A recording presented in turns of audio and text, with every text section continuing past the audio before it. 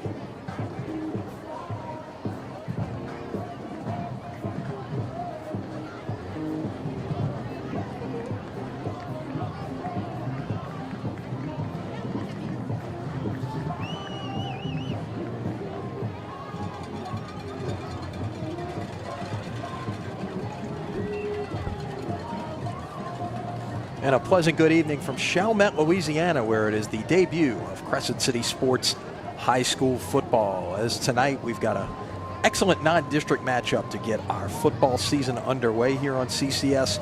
St. Charles Catholic off a trip to the Dome last year in Division III, making the trip from the river parishes to the parish to take on the Chalmette Owls. And a very pleasant good evening. Thank you for being with us. My name is Lenny Van Gilder, and we've got a wonderful evening for football. Not sure we were expecting that a few days ago, not knowing what the weather might hold, not knowing what the schedule might hold, but we've got a very nice evening. And obviously the weather during the week, let's first of all begin by sending our best wishes and prayers to everyone in Texas and Southwest Louisiana who has been affected by Harvey and its remnants. But on the football side of things, it does mess with preparation because you're getting so much rain, and if you've got a grass field, as St. Charles Catholic does, it certainly will hinder the amount of preparation that you're able to do in the course of a regular week. Now, Chalmette here, as you're looking out at the surface at Bobby Nuss Stadium, it's artificial turf, and they were not impacted necessarily. Other than a couple of delays, they were able to get their work in. Now, Frank Monica is a master. He is one of the best coaches in all of Louisiana high school football. In fact, Coach Monica beginning his 27th season as a high school head coach, going for career win number 250.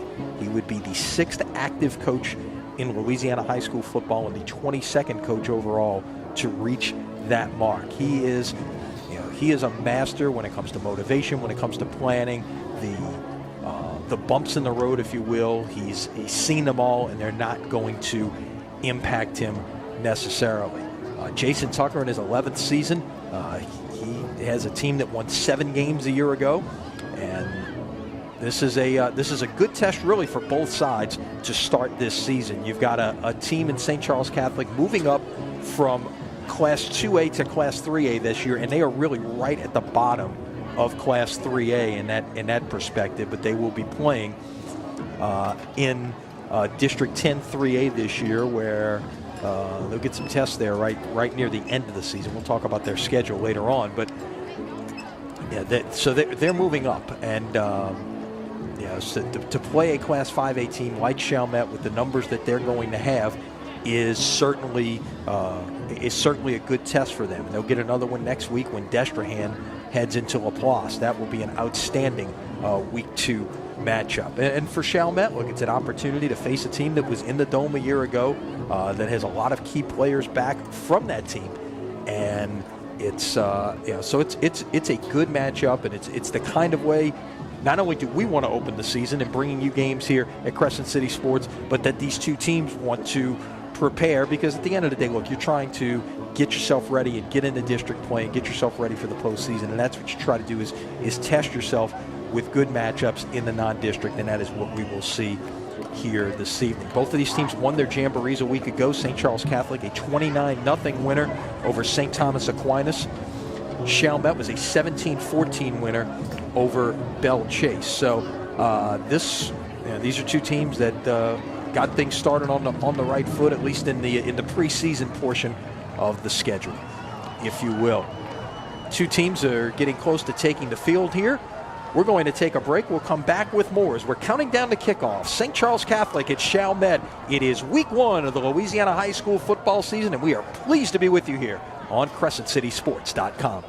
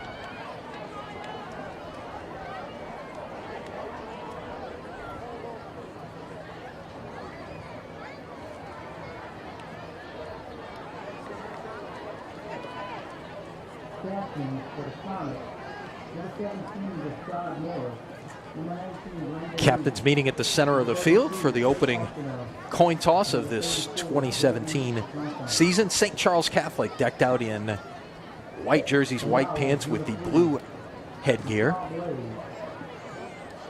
Comment on the side. Chalmette in the maroon jerseys with the white pants and the maroon headgear. Two very well-dressed teams. I will tell you that sometimes we go places and that is not always the case in terms of what you see in terms of the uniforms.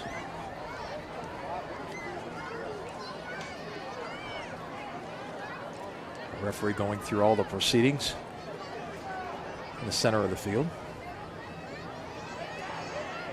We'll wait for the indication here as the coin is in the air.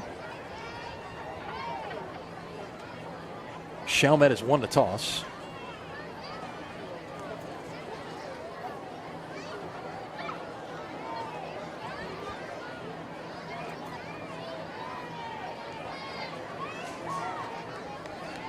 And they will defer until the second half. So St. Charles Catholic is going to get the football to start this game, and they will be moving from right to left as we get things underway, which means that early on we're going to get a look at the outstanding two-sport star for the St. Charles Catholic Comets, Lloyd Nash, who is a senior. He's a commitment to Nicholls State. You will hear me call his name a lot tonight because it runs through him.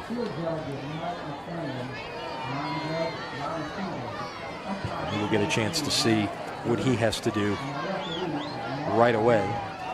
It'll be a good test for the Chalmette Owl defense.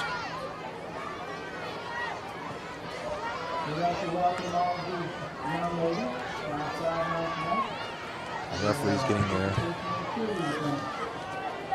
final details in here at the 50-yard line. A couple of questions here.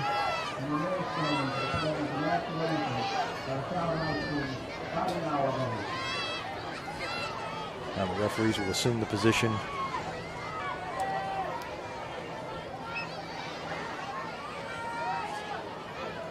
for our national anthem. The color guard making its way to the center of the field.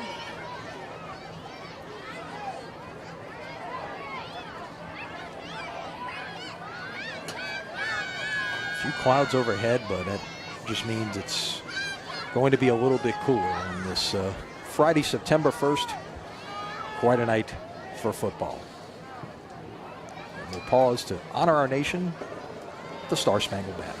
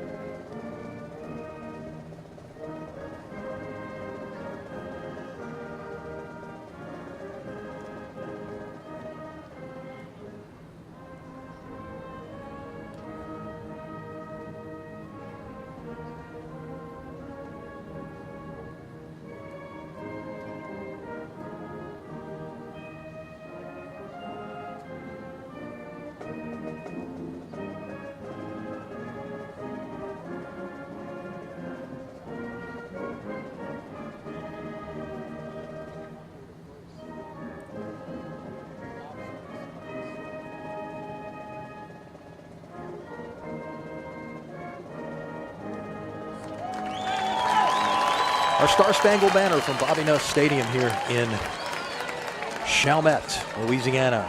Week 1 of the high school football season about to get underway. Here in St. Bernard Parish, St. Charles Catholic making the trip to Chalmette for this opening.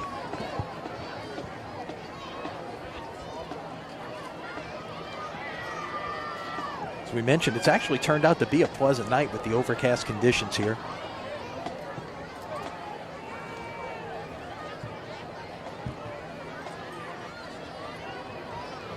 85 degrees here as we get set to kick off.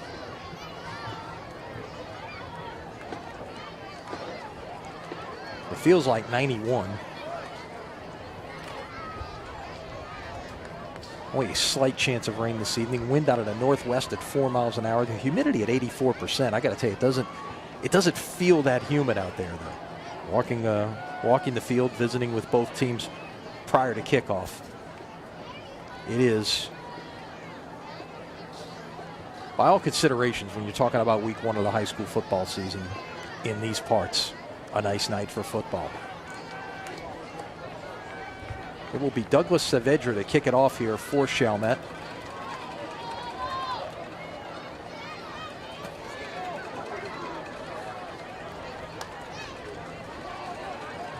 St. Charles Catholic with 9 guys up about the 30-yard line, perhaps expecting a shorter kick here. Lloyd Nash, the do-it-all athlete for the Comets, is on the near side at the 10-yard line. And away we go on this Friday night in Chalmette. It will be a short kick. It will be fair caught at about the 27-yard line. And that's where the Comets will get things underway.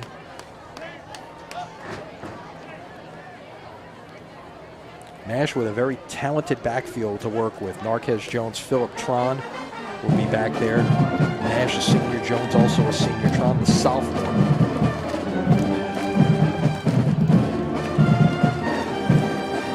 Also see Joe Chirella working out of the backfield as well. So here we go from the 27, 1st and 10. In fact, it will be Chirella lining up in the I. That will be Noah Bork at the fullback. Now in the slot is Chirella. Nash will throw on 1st down, complete to the near side. That is caught by Taylor Miller, the junior, who's run out of bounds near the 1st down chains. It'll go as a gain of 9. It will be 2nd and 1. So Comets come out throwing on 1st down.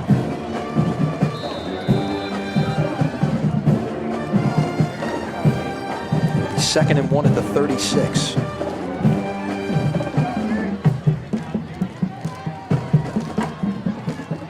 Now Nash will operate from the shotgun.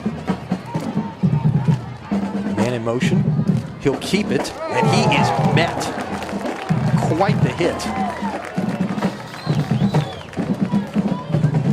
That was delivered by Nicholas Richard for a loss of 1. So we'll read option that time for St. Charles Catholic on 2nd and 1, and Nash kept it and was met. Now it's 3rd and 2. Big 3rd down opportunity to stay on the field or not here for the Comets on this first series of the game. High formation. The give off the right side, that was Jones, and that will be enough for a 1st down. Looks like about 3 on the carry, and it will be 1st and 10 for St. Charles Catholic at the 38.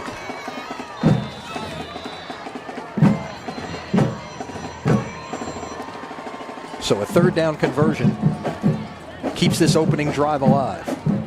We've seen a lot of different looks here early on from this very multiple Comet offense. Nash under center, Nash out of the gun. He's out of the gun here. He will roll to his left, throw short in the direction of Taylor Miller, incomplete. So it's 2nd and 10 from the 38. Nash last year passed for 732 yards and 4 touchdowns, rushed for 993 yards and 9 touchdowns. And I guess the discussion would then ensue. It depends on who you ask. Is he a better football player or a better baseball player? Outstanding leadoff hitter for the Comet baseball team.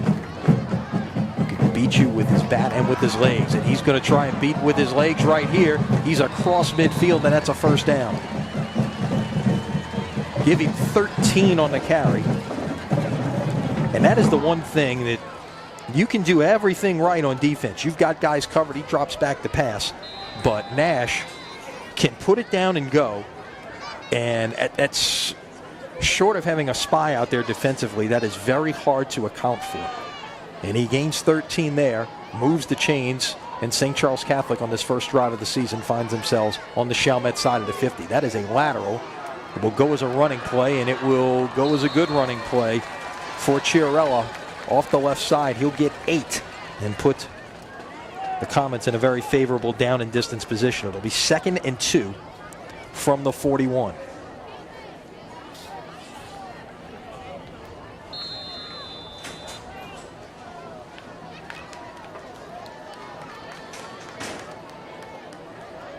And now you see this formation here with 4 guys lining up in the backfield. Now they'll shift out of it to a split formation. Nash under center. He will give it away to the fullback this time. There was a flag that came in. I think there might have been movement before the snap in the backfield.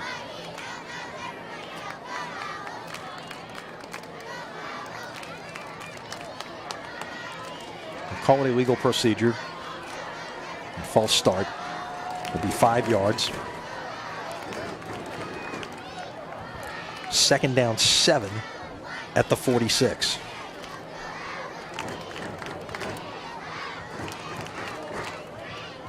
So that great opportunity of down and distance presented by the 2nd and 2 is now a little bit more conventional down and distance, more on schedule. 2nd and 7. We close in on a 9.5-minute mark here in the first quarter.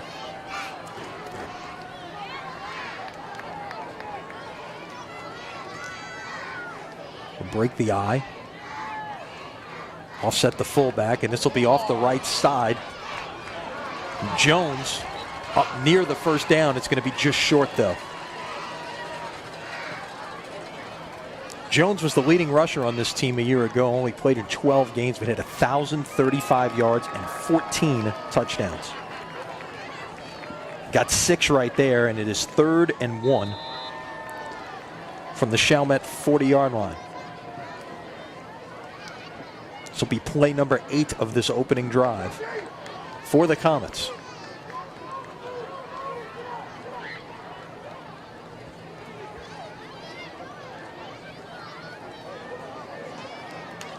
Up the middle for another first down.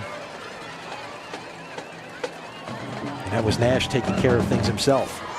Needed 1, he got 4. 1st and 10 at the 36-yard line. I want to extend a great thank you to our newest sponsor of Crescent City Sports, Hancock and Whitney Bank. Want a bank that was ranked among the tops in the nation for business banking? Hancock and Whitney Bank has you covered with nearly 200 locations across the Gulf South. So stop by today, learn more at HancockWhitney.com. 1st and 10 at the 36. On the give, that is once again Jones. And he will put the Comets in good position right now, ahead of the chains, if you will. 2nd and 4 at the 30-yard line on what will be the 10th play of this opening drive.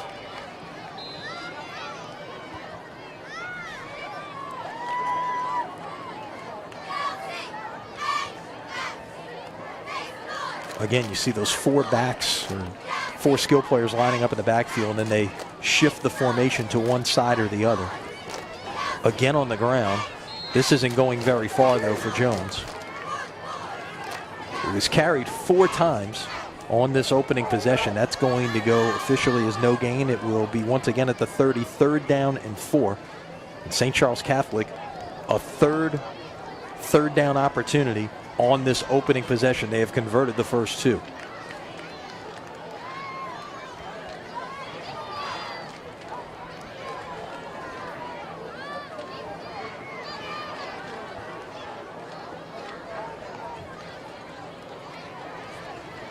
Trips formation to the left. Nash will throw it that way, and this will be a first down. On the catch is Tron. But we got a late flag coming in there, and it's going to be holding downfield, it looks like, on St. Charles Catholic. So this is going to come back. See exactly where they spot the hold and where they mark it from.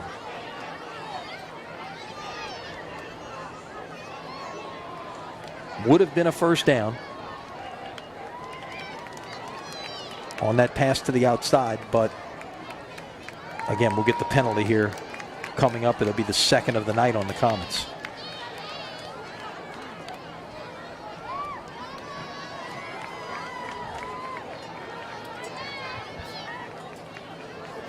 So it will remain third down. They will mark it from the 23, so it's going to go as a gain of 7 on the pass. And then a 10-yard penalty from there is going to put it back at the 33-yard line, where it's going to be third down and 7. You see the clock at the 6:58 mark. Already this opening drive, and St. Charles Catholic can do this as well as anybody. Their ability to run the football, they can grind out the clock on you. And they've already used essentially half of this first quarter. Nash on the QB draw, and he will get the first down. Lloyd Nash brings so many things to the table. Good enough to beat you with his arm, good enough to beat you with his legs. We've seen a little bit of both here on this opening drive that started back at the 27-yard line of the Comets, has now made its way to the 24-yard line of the Owls.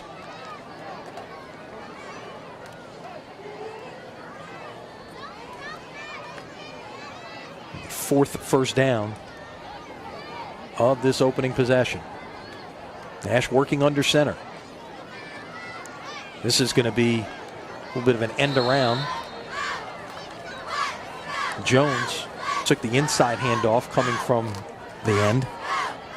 Took it back up the middle. Different look there. Looks like they're going to mark it back at the 21-yard line, saying his knee hit back there. A gain of 3. Still second down and 7 from the 21 on what will be the 14th play of this opening drive. We're going to hit the 6-minute mark, and we are going to take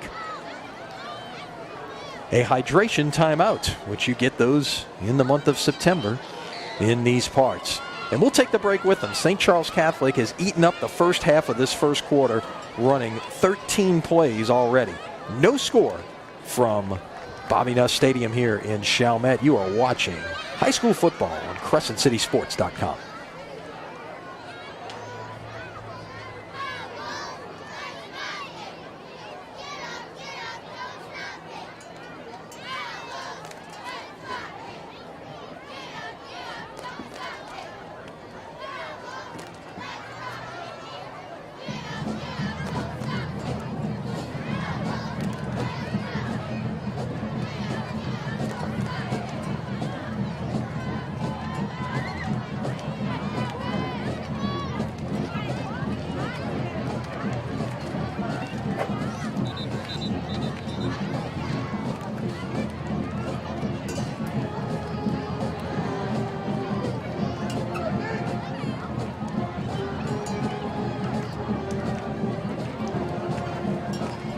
Hydration has been completed. Back at it here.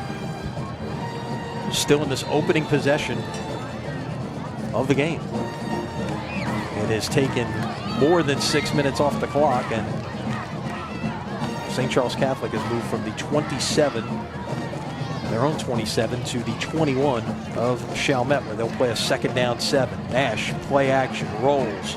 Will put it down. Will take off to the right side. Can't quite get to the sticks. Nice tackle made out there. Looks like Rashad Honeycutt, one of the defensive backs for the Owls, with a nice stop to keep Nash contained there, and only a gain of 4. Nash a year ago averaged 5.6 a carry, and that's with 148 yards and losses. That's in the high school and college rules. Sacks count as rushing yards, so that's not truly representative of what kind of runner he is. It's 3rd and 3. Nash right up the middle. He will score.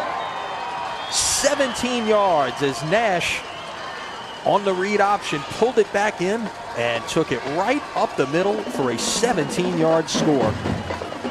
And that is just a vintage Lloyd Nash drive right there. 7 minutes and 6 seconds off the clock, and St. Charles Catholic is on the board.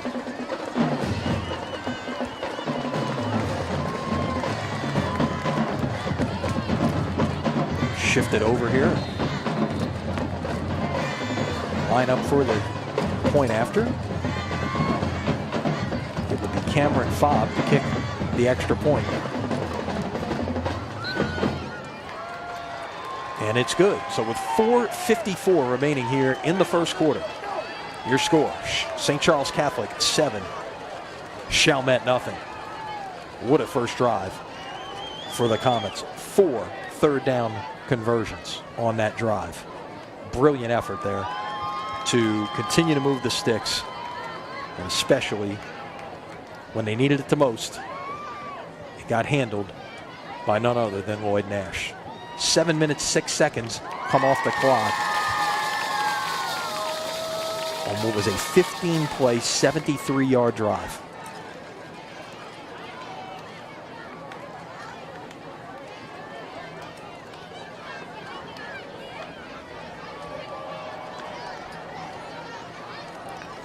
So for the first time tonight, the Owls will get a chance to touch the football.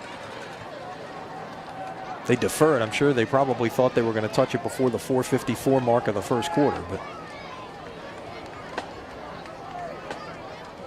an outstanding job by the Comet offense just to keep the chains moving.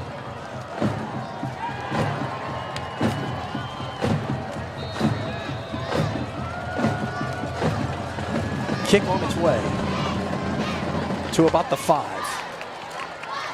Coming back towards the near side.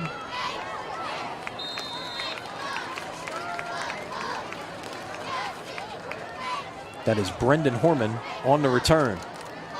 Gets it to about the 23-yard line, and that's where this Chalmette offense will get things underway with the senior Jason Roper operating this offense.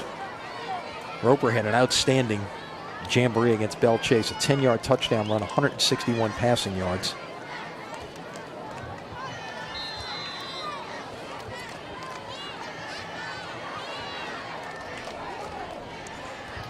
So from the 23, the Owls will get it underway here, lining up everybody in tight. And a multitude of Comet defenders will stack up Michon Blaze on first down. A gain of about 2.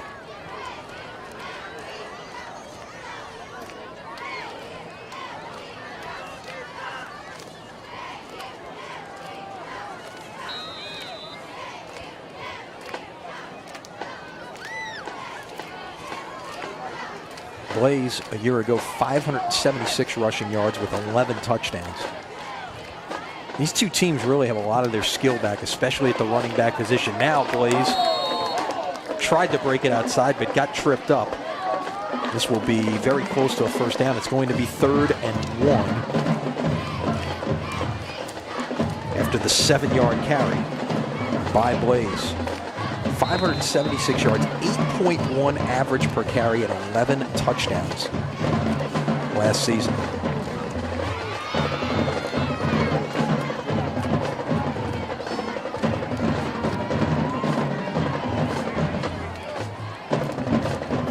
On 3rd and 1, once again it goes to Blaze. He will get the first down and then some. Just taking on tacklers. It's a lot different look than what we saw in that last drive from St. Charles Catholic with multiple formations. This has been a lot of more power looks from this Chalmette Owl team here at the outset. So 1st and 10 for the Owls at the 38-yard line.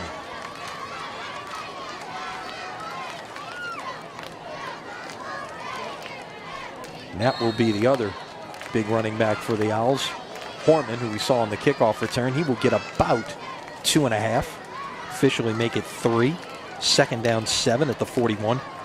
Horman last year, 875 yards rushing and 15 touchdowns. So these two running backs, both back, combined for 26 scores a year ago, a lot like what St. Charles Catholic has with their 2 top running backs back along with their quarterback.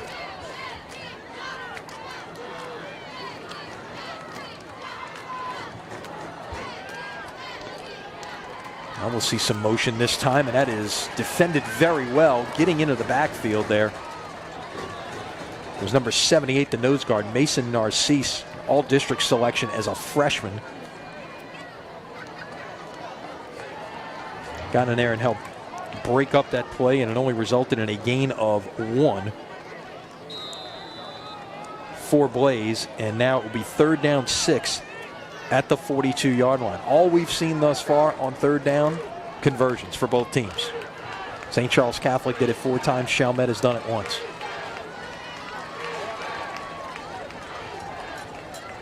Seven on the play clock. Now 2-1. Roper just gets it off. He will roll to his left. Throws. It's caught, but it's going to be short of the 1st down. Nice defense by Nick Lorio. The St. Charles Catholic cornerback had that snuffed out. The catch happens, but it only gets a gain of 2. So on 4th and 4, Owls will send the punting team on the field.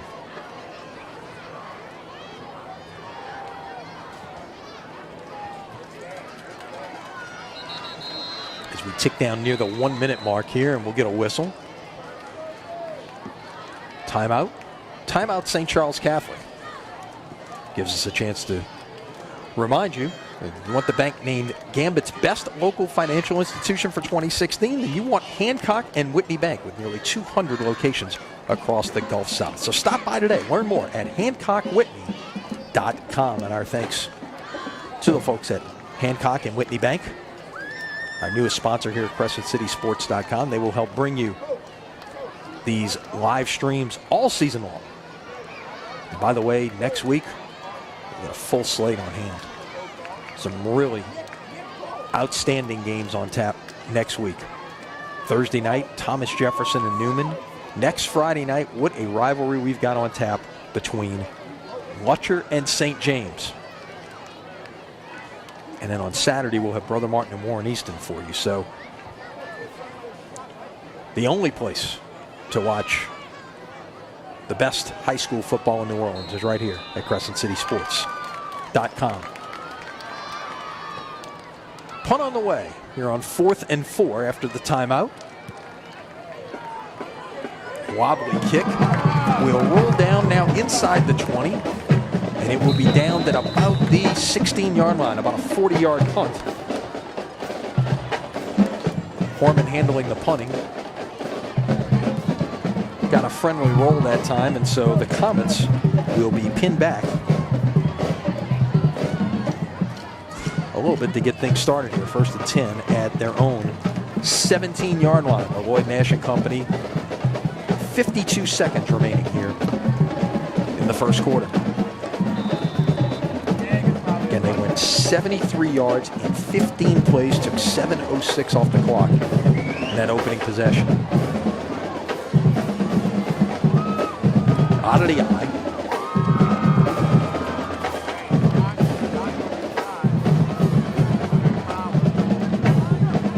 Nationals went with a hard count there. Might have fumbled the snap. He did. I think he got back on it. Let's see.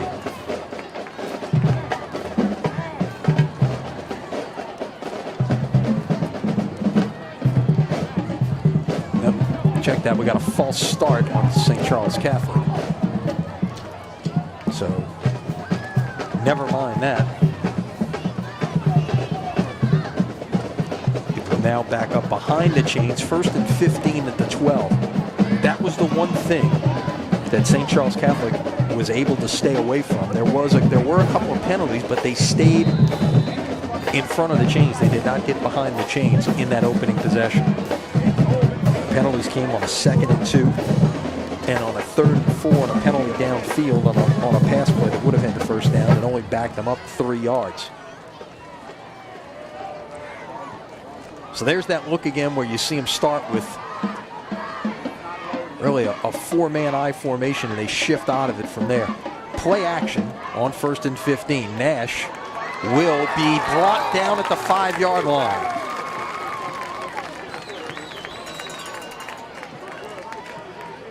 It's like Jason Little, the defensive tackle, got in on it there.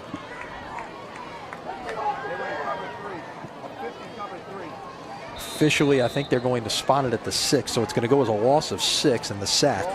2nd and 21 as the first quarter winds down here. The play clock and the game clock basically identical. They can let this thing run all the way out, I believe, without having to run a play. We'll see if they do. It looks like they will. And indeed, the game clock in the first quarter runs out with 1 second left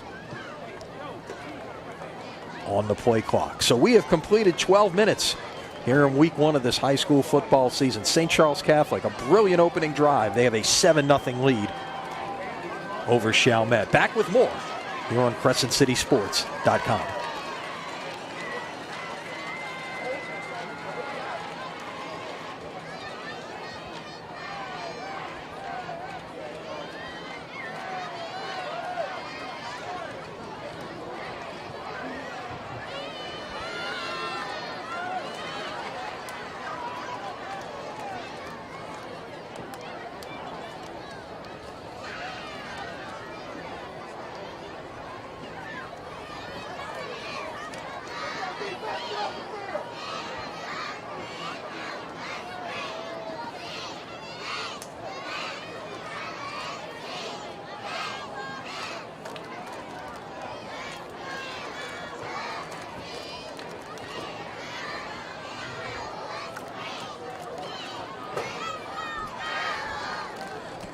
Through 1 quarter, St. Charles Catholic with 76 total yards, Chalmette with 21.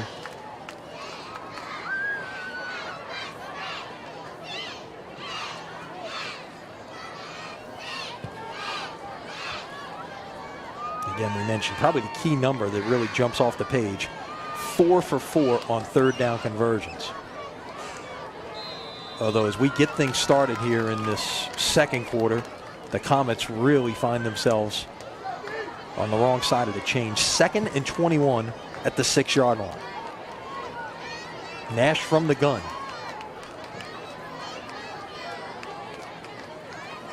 He will keep it and get a lot of it back and out past the 20-yard line to about the 22. Give him 16, and now all of a sudden after 2nd and 21, this is 3rd and gettable. It's 3rd and 5 at the 22-yard line.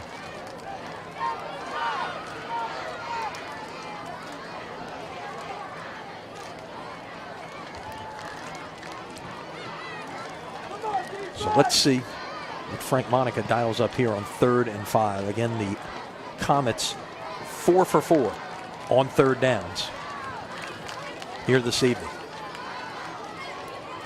Nash will keep it. He'll go up the middle. He will get the 1st down. Give him 7 on the play to the 29-yard line. And Lloyd Nash has simply been the man thus far. Now 5 for 5 on 3rd down conversions are the Comets.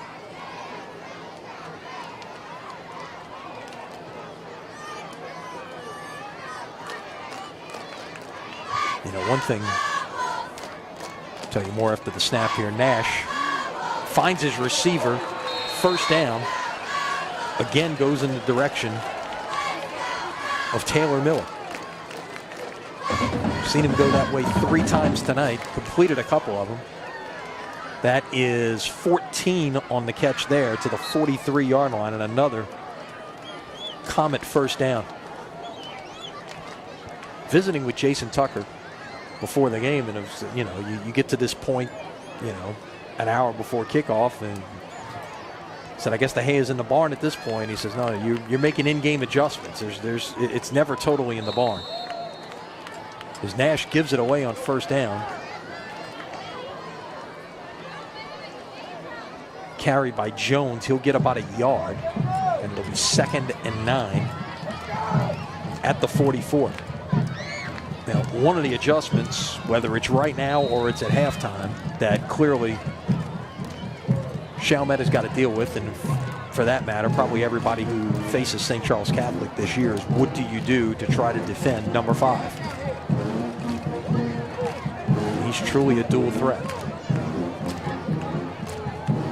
And he keeps it there. Breaks a tackle, falls forward, gets to about the 49-yard line, and again, he puts it in a 3rd and manageable situation. He goes from 2nd and 9 to 3rd and 4.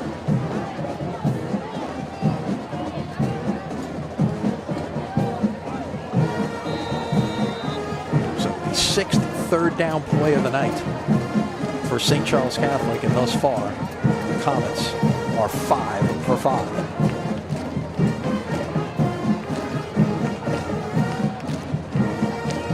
Yard short of the midfield stripe here. Nash will roll to his left, put it in the air, complete, first down, and once again, and now a big play is breaking a tackle, and down inside the 10-yard line is Taylor Miller. But the first time we haven't seen Nash try to keep it on 3rd down. A late flag comes in. Let's see what this is about.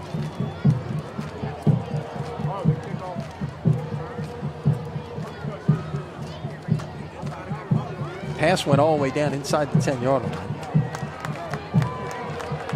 Let's see what the call is going to be. We see St. Charles Catholic. It's a personal foul against St. Charles Catholic. It's going to be a first down. Let's see where they mark it from. They're going to mark it from the 16, I believe.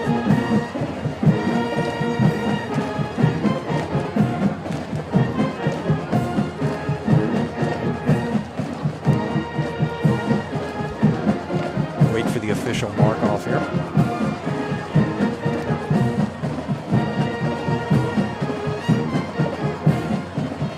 Spot the football at the 32-yard line. So the game will go to the 17. That will be officially a gain of 34 yards on that pass and run, Nash to Miller. Combination we have now seen hook up 3 different times this evening. So it's 1st and 10 now at the Owl 32-yard line, where it could have been inside the 10. So a huge penalty. Now that little inside end around, and that is well schemed, and down inside the 10-yard line is Chiarella.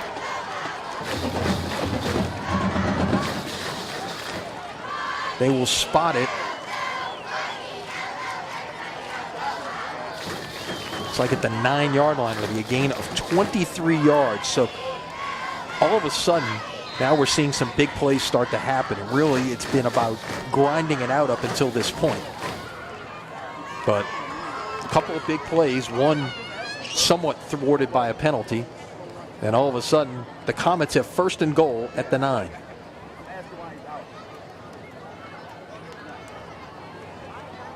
Nash has him in the eye.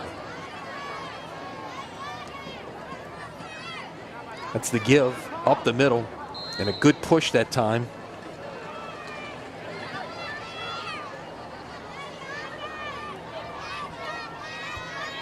And get it down to about the 6-yard line.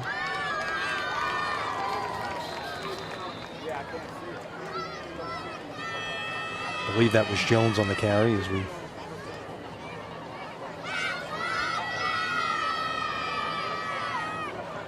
get down to the far end of the field there. On 2nd and goal, this will be Nash once again to keep it, and he is in for his 2nd score of the night. Nash with the 6-yard run. 7:34 remaining here in the 2nd quarter, and St. Charles Catholic has a 13-0 lead. 2nd touchdown run. It's 17 on the first drive, 6 yards on that carry. 2 drives, 2 scores.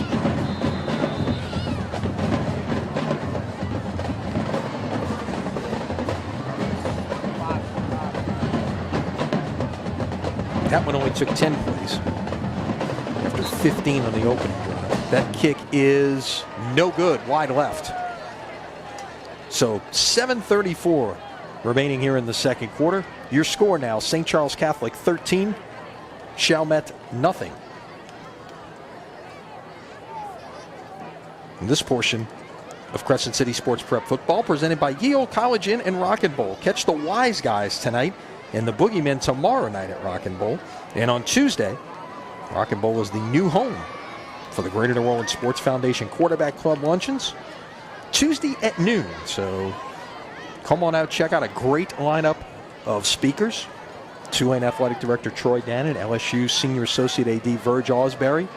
Sure he'll have a lot to say after this LSU-BYU game, originally scheduled for Houston, which had to be moved, will be played Saturday night in the Mercedes-Benz Superdome.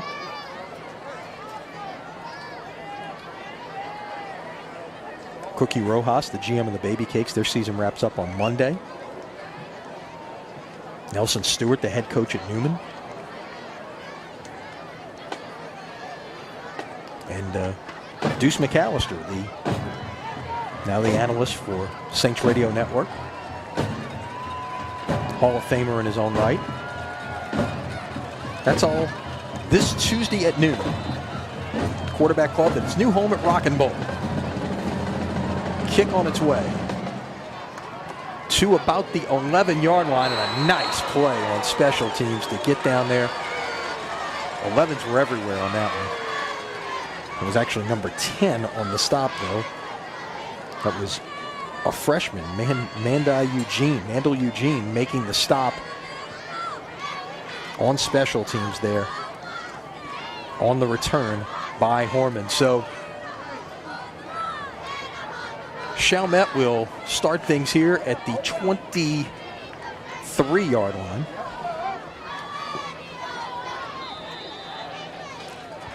Needing to get something going. They've only had the ball for just a handful of plays, one drive, and they're down 14-0. They're on the jet sweep. It's blown up, and he'll try to make something come back this way. That is the wide receiver, Ernest, and gets maybe a couple of yards, and a flag comes in late. Gabriel Ernest on that jet sweep that we've seen a more popular play at all levels of football in recent years. But there was a push into the backfield on the right side of the line and really just stopped the play cold. Turned it back the other way. Did get a couple, but again, flag is down. We'll let the officials sort it out.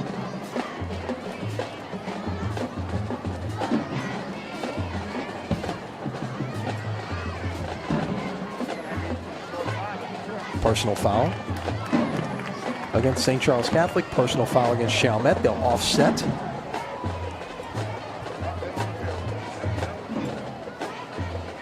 So I didn't see a dead ball call, so I don't know if the down counts or we're going to replay first down here.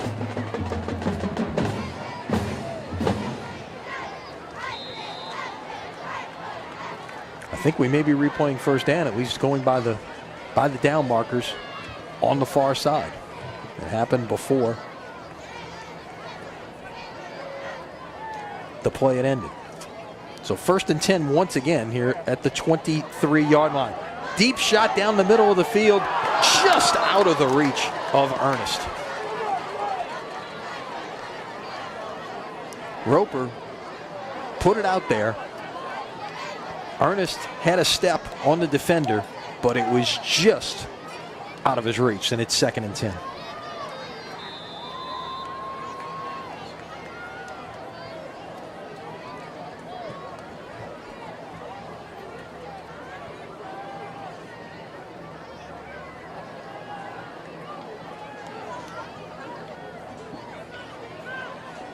I think a little bit of confusion here in terms of personnel. Now they've got it sorted out. Now they also start the 25.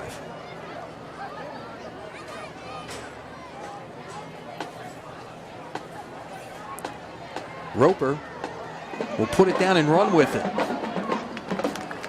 Made something out of that situation. Up close to the first down. Might have gotten 8. Let's see where they spotted it. Might be 9. And it would be 3rd down and short.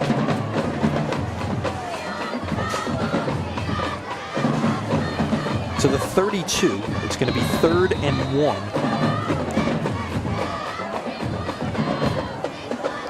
For Chalmette. We've seen a lot of 3rd down conversions here this evening. This is one, obviously, in a 2-score game. 3rd down and 1 that Coach Tucker's team really needs right here. Off the left side and room to run, and that will be a 1st down.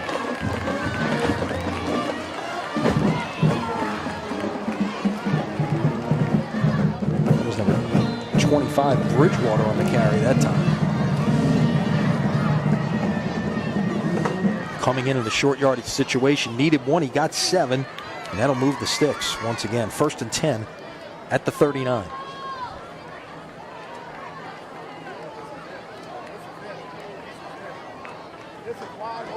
Maybe the last play before we have hydration breaks. Off the right side and room to run. Going down the sideline, and this could go the distance. No, he's knocked out of bounds. Terrific run that time by Horman. And I believe, let's see if we've got a flag coming in here. I don't see a flag down. There is a flag, check that. There's a flag back at the 25-yard line. It's an illegal shift against Chalmette. And that will nullify. It was about a 40-yard gain right there. Easily the biggest play of the night for Chalmette. In fact, the biggest play of the night for both teams has been interrupted by penalty.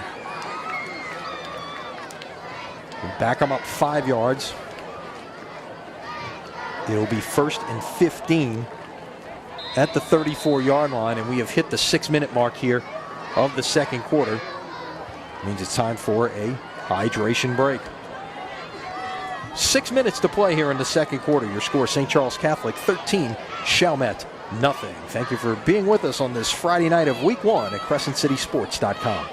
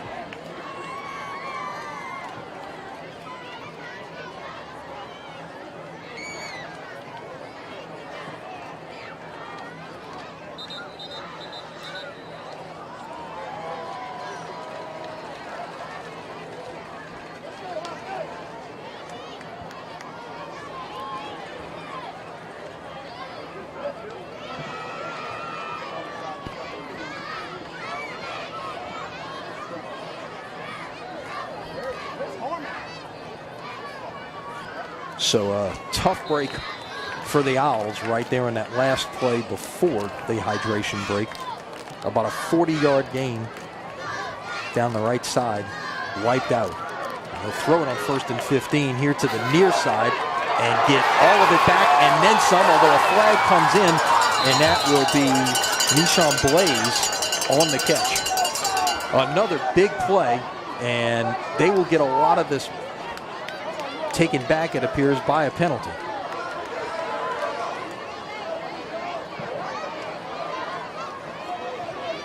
Let's see what the call is, and the flag is right at about where the 1st down marker is at the 49-yard line.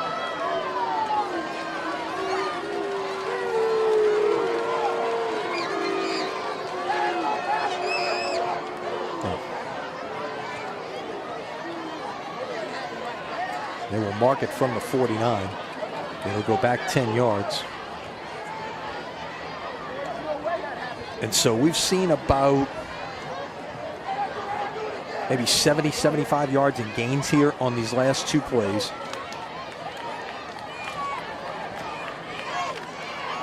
both wiped out by penalties. And we're right back where we started from at the 39-yard line a couple of plays ago. 1st and 10 at the 39 after all of that. It'll go as a 15-yard gain and then a 10-yard penalty. That'll move it from first and 15 to 1st and 10.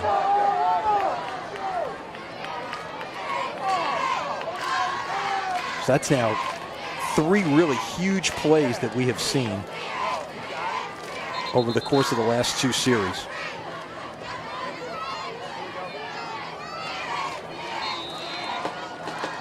A couple of plays of better than 40 yards, one of 35 yards that have either been totally or partially erased by flags. But you know what? This is week 1 of the football season. Roper's going to keep it this time and get about 1.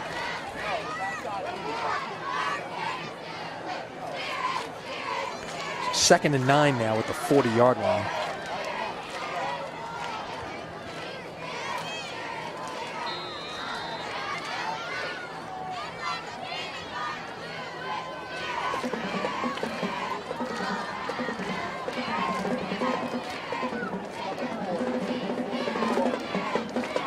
Owls will spread everybody out here. Clearly appears to be a passing look, but one thing we've learned is you never know. 2 on the play clock. He will get it off, and just like you said, you never know. Roper will keep it to the left side, will step out of bounds just past the 45-yard line. It's going to be 3rd down and 3.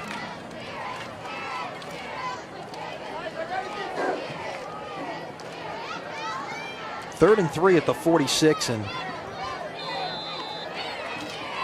got a lot of 3rd down conversions this evening. This might be the biggest one of the game, though, thus far. You're Chalmette. You got to string some 1st downs together, keep the football. Probably the best defense for Lloyd Nash is to have him standing on the other sideline and not in the game. Although, if it does get close and late, you might see him in the game playing defense. This is off the right side. The carry will come up short of the 1st down by Horman. A lot of white jerseys at the point of attack there to help make that play.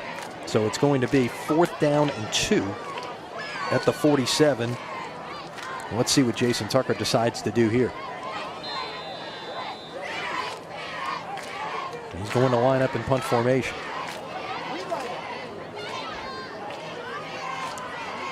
Clock under 4.5 minutes here in the 2nd quarter.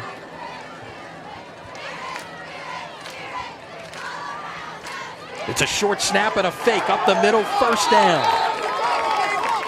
Well done. That was Roper, the short man, in the punt formation, and he ran it.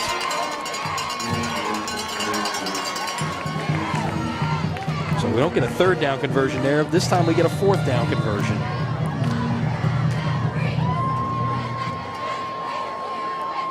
For the first time tonight, at least officially. They've been across a couple of other times, just didn't get a chance to run a play over there because of penalty. Chalmette is operating its offense from the St. Charles Catholic side of the 50-yard line. Well conceived there.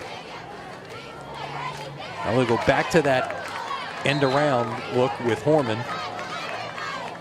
That's very similar to the 1st down play, or the 1st down play that they ran that was called back by an illegal shift that they popped for a big gain. Went back to it here and got 3. 2nd and 7 at the 45. Now remember this as we get down about the 3-minute mark. 3:20 and counting here in the 2nd quarter. Chalmette won the toss and deferred. So if they can go down and get a score here before the half, take that momentum into the locker room, they're going to get the ball to start the 3rd quarter.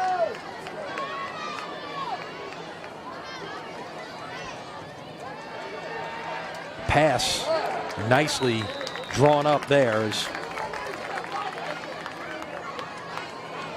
That was Taylor that came across the formation, I believe. Was that? Check that. That may be. That's number 9, I believe. Yeah, it's 9 instead of 8. Taylor. catching the pass there from Roper. It'll go to the 41. And again, third down. 3rd and 3 at the 41. And again, another big third down opportunity presenting itself. This will be on the keeper, Roper. He will not get to the sticks. Couple of yards short. And it will be 4th and 2. Now, we saw 4th and 2 a moment ago with the Owls in punt formation and a fake called. Now you're a little bit closer down on the other end of the 50-yard line. Let's see how Coach Tucker chooses to play this, and he's straight out going to go for it here. Under 2.5 minutes to play here in the second quarter. Play clock down to 10. And a timeout, Chalmette.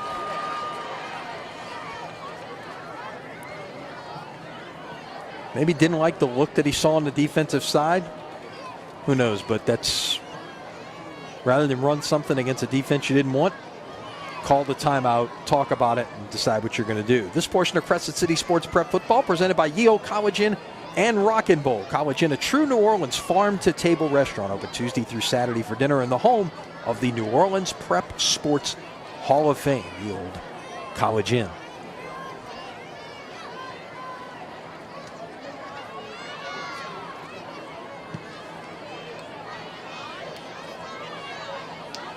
So again, a big play coming up in this football game.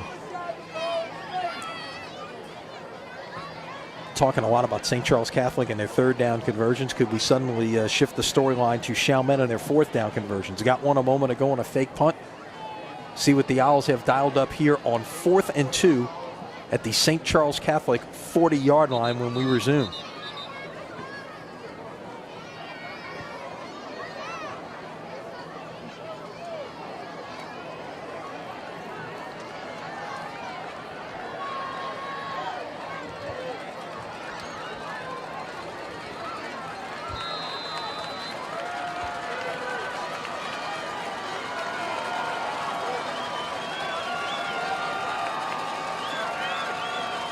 So here we go on 4th and 2. Motion coming towards us. Roper will not get there. Pursuit from the backside. Brilliantly played by Rodney Blanks, the senior defensive tackle, the returning all-district selection. Got there and really blew the play up before it could get going. It'll go as a loss of 1 on the play, and the Comets will take over at the 41-yard line. Their best field position of the night. 2:14 to play. Lloyd Nash and company have one more chance here in the first half to get something on the board.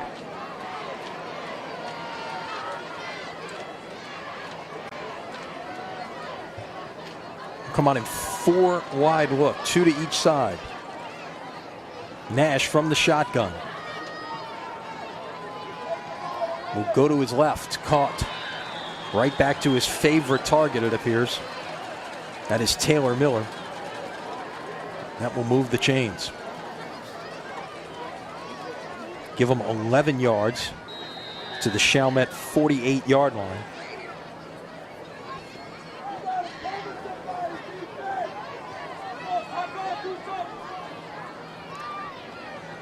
And it will be a 1st and 10.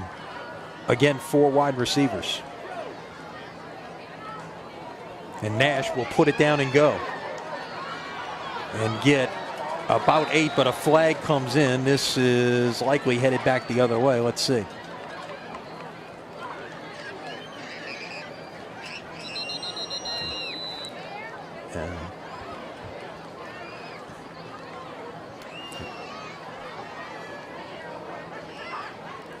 Well, they sorted out. There's an injured player down at the end of the play. And that is Nash. But he's back on his feet. That's a good sign.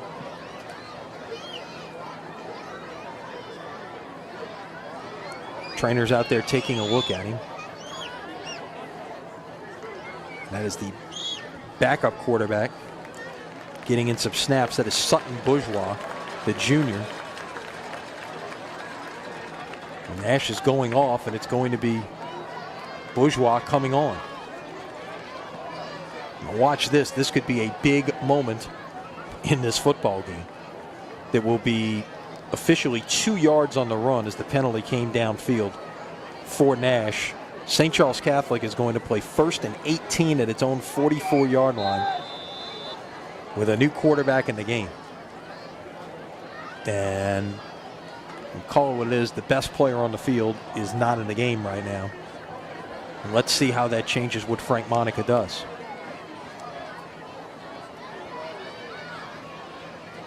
Bourgeois off the left side will put it down and gain about 5, maybe 4. Let's see what the spot is going to be. Give him 4. So it'll be 2nd and 14 now at the Comet 48-yard line.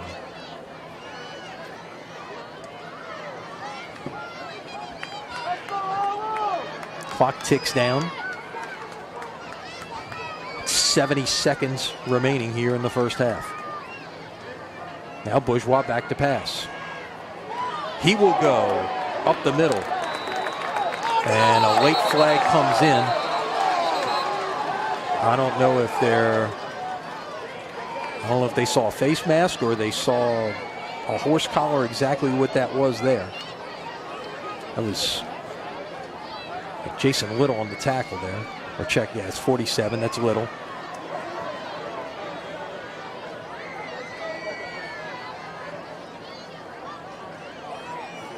Bourgeois showing something here. Look, if there's a tough spot to be, it's the backup quarterback, especially in that situation where all of a sudden, it's one thing to come in the game in a blowout when you've had a series to go warm up and you know you're coming in the game, but all of a sudden the starter gets hurt, bang, you're in the game, and you've got to run the offense. That changes everything. And they will walk this off in the other direction. It'll be a 15-yard penalty added on. And it's 1st and 10 now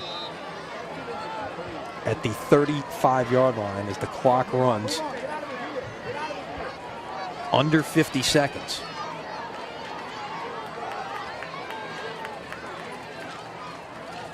Off the right side. Might have been a direct snap that time to Jones. He takes it down inside the 20-yard line, and St. Charles Catholic will use a timeout. Give him about 17 on that one, another first down. Now what's interesting here is on this drive, nothing has gotten to a 3rd down opportunity. It's about all we saw in the first 2 St. Charles Catholic drives, it seems like. They were 6 out of 6 on the first 2 drives converting 3rd downs. Now 37 seconds remaining. Comets knocking on the door inside the Owl 20-yard line at the 18.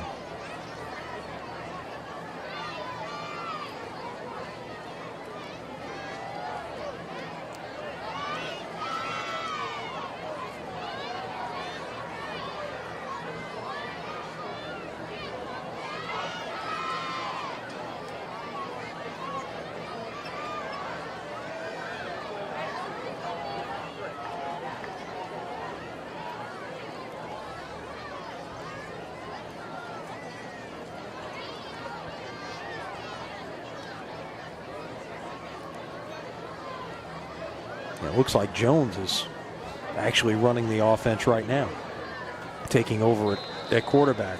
So when Nash left, we saw Bourgeois briefly, and now we're seeing Jones at quarterback.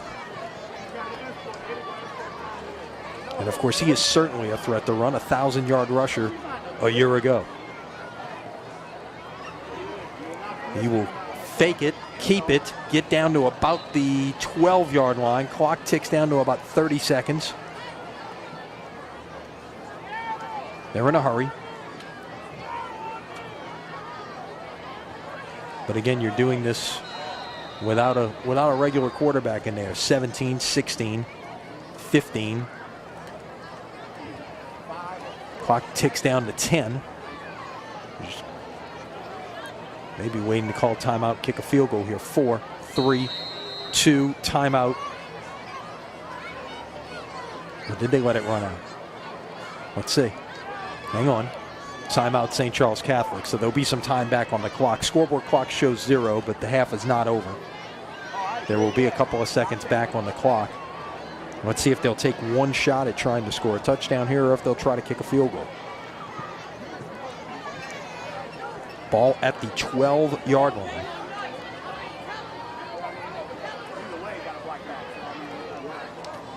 They'll put 3 seconds back on the clock. So this will certainly be the last play of the first half. Again, if you're just joining us, St. Charles Catholic took the opening drive, 73 yards and 15 plays, ate up over 7 minutes of the clock. Second drive, 10 plays, 83 yards. Ate up another 5 or so minutes off the clock. Got the ball back here at about the 2-minute mark. On the move when Lloyd Nash left this game with an injury. They've now used 3 different quarterbacks on this drive. First to Sutton Bourgeois, then they went to the running back Narquez Jones. And indeed, Comets are going to line up for a field goal here. So it'll be Cameron Fobb. Looks like they're going to put it down at about the 18-yard line. It'll be a 28-yard attempt to make it a 16-0 game at the break. Kicks on the way. It is good. Fobb from 28 yards, matching his jersey number on the final play of the first half. So the Comets run the 2-minute drill, not necessarily conventional with everything they had to deal with, but get points on the board. We are at halftime here at Chalmette. Your score is St. Charles Catholic 16, Chalmette nothing. Stay with us. We'll have lots for you here at halftime at CrescentCitySports.com.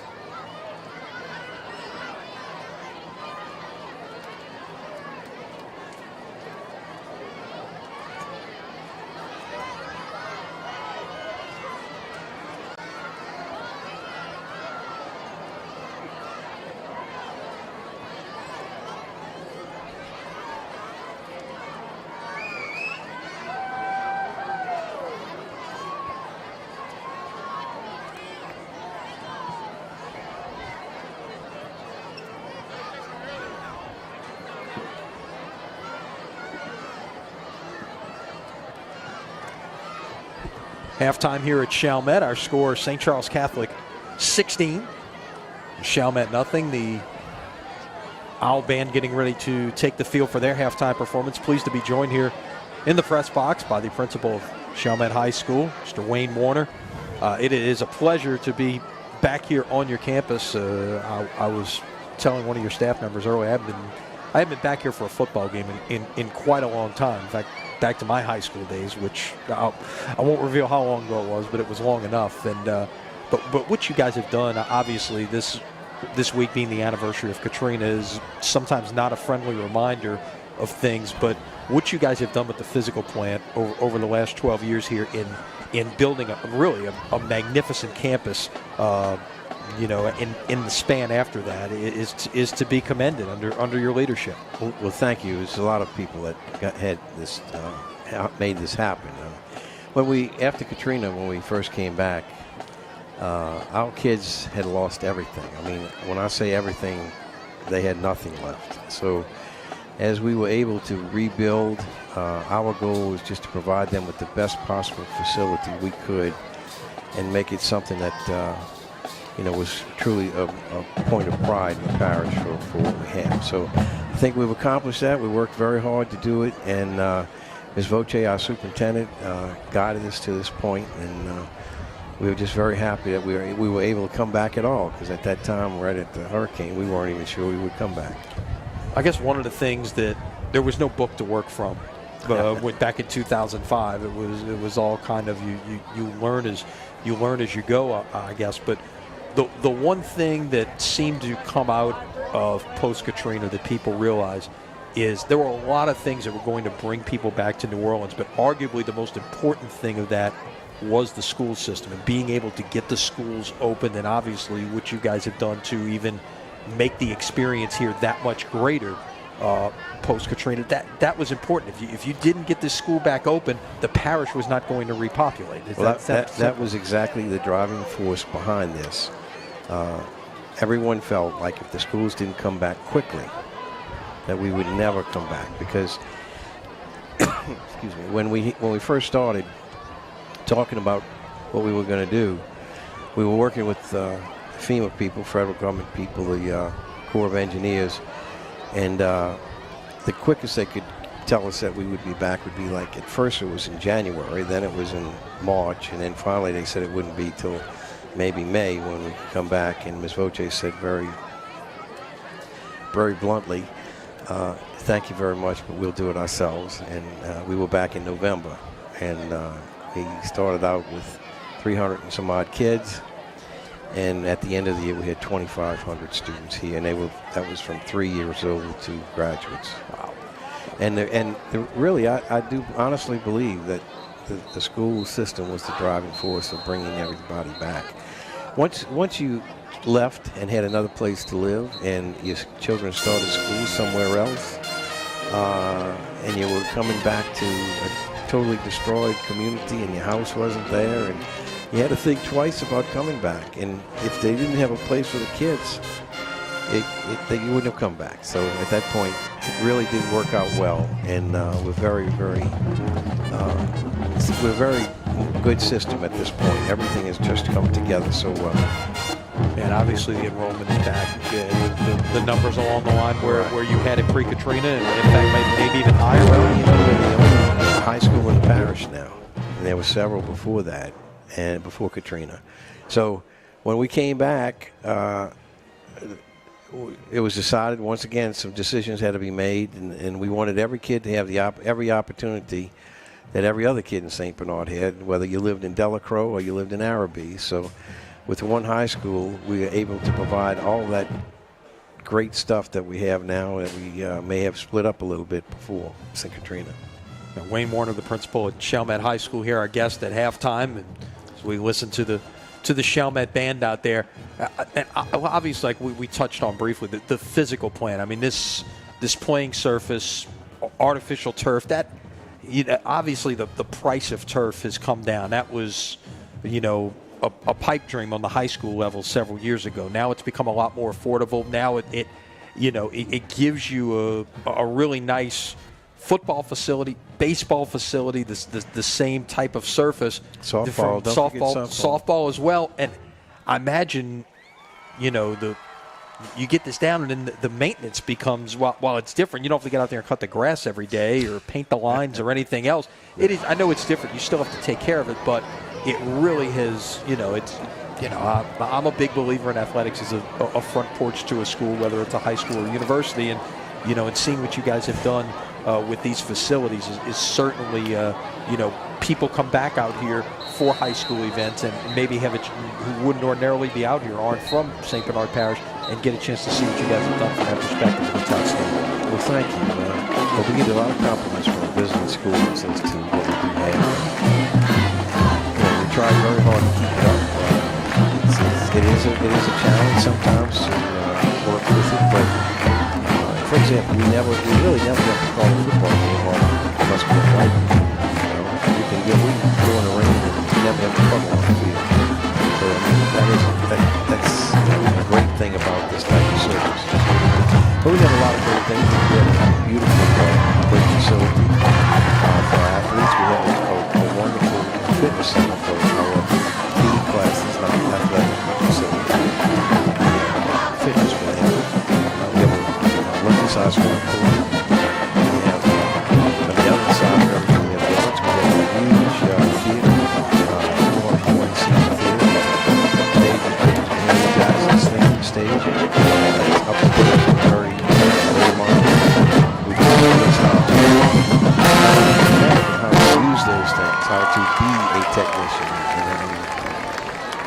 it's amazing what we can do with that. We're an A school academically. We hope to keep that. It's the state keeps changing the goal, which is an interesting thing in sports. You always know where the goal is. And sometimes with education in Louisiana now, you don't know exactly what the goal is at the end. So you have to keep working toward making sure you try to get to the goal anyway. But we're very happy with all aspects of high school life here. Our kids seem to be enjoying it, which is a great thing. And I think there are many of our kids who truly appreciate the facilities that we do have. Yeah, I would imagine they do. I mean, obviously, you're dealing with, the group of kids you've got in high school now were very, very young when 12 years ago happened.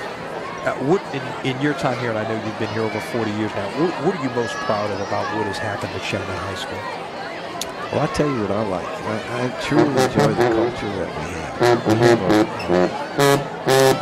We have people who care about each other, whether they're students or teachers. They like each other. They work together. We've created a situation where we don't have a lot of, there's not friction of any type between, we're very diverse. We have so many different groups of people that we work together. Our faculty are hard to be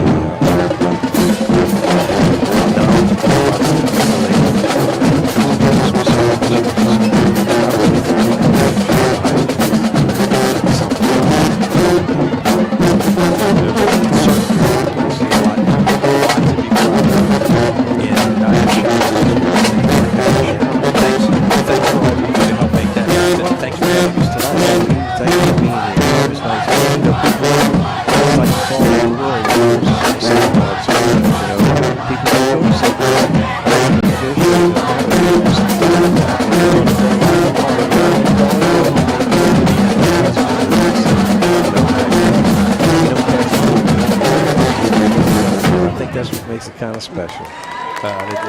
It's a terrific union. Mr. Warner, thank you again for having us and for joining us here at halftime. Wayne Warner, the principal of Chalmette High School, joining us here and opening night of this high school football season. Owls right now on the wrong end of a 16-0 score against St. Charles Catholic. We will take a break. We'll be back with more of our halftime, catch you up on stats to get you ready for the start of the second half here on CrescentCitySports.com.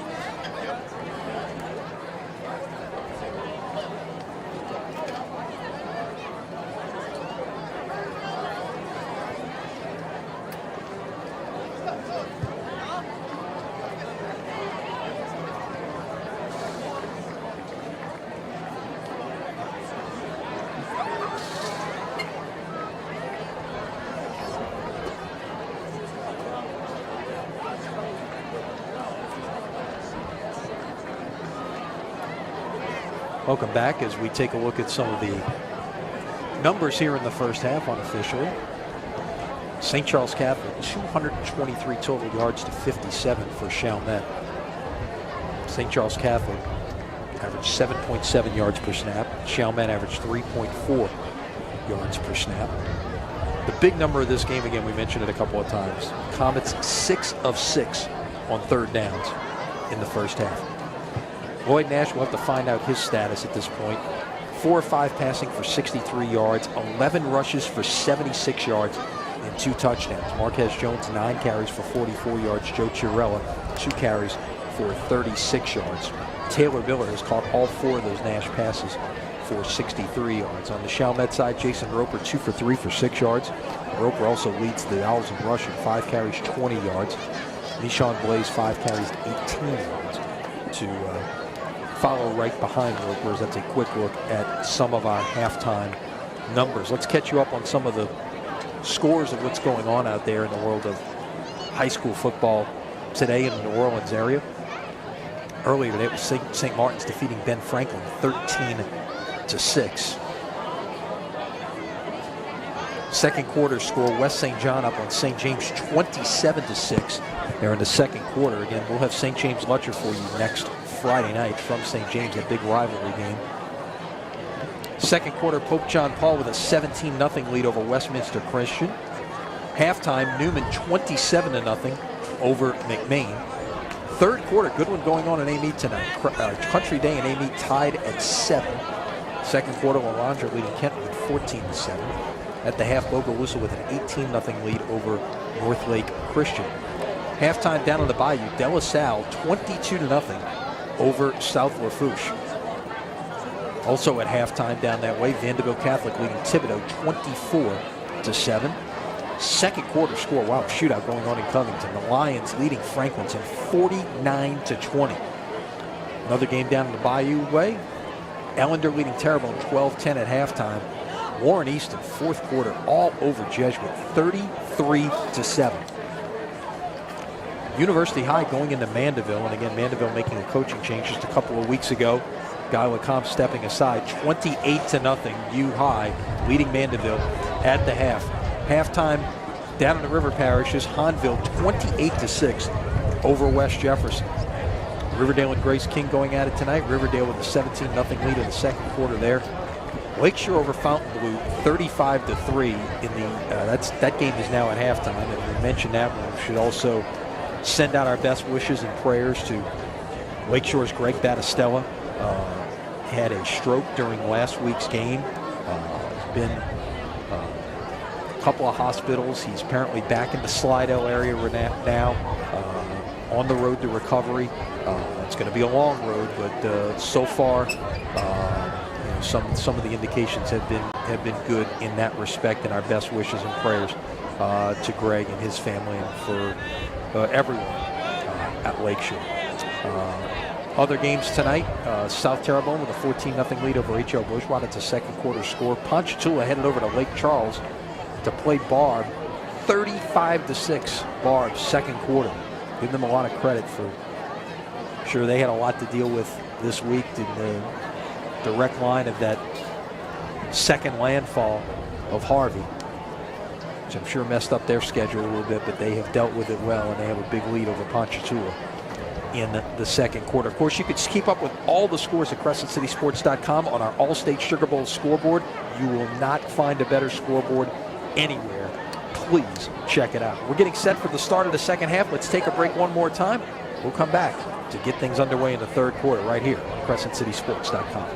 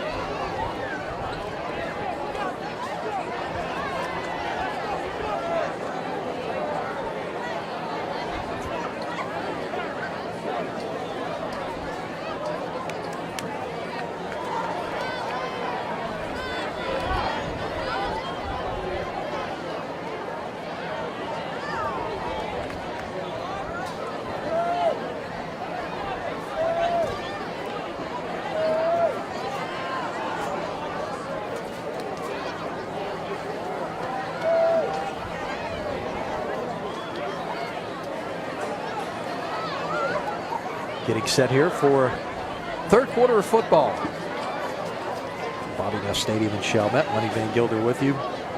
Thanks to our production team, Adam Bryant, our producer tonight, Albert Garrett on the camera this evening. Good to have some old friends back for the debut of streaming high school sports here at CrescentCitySports.com.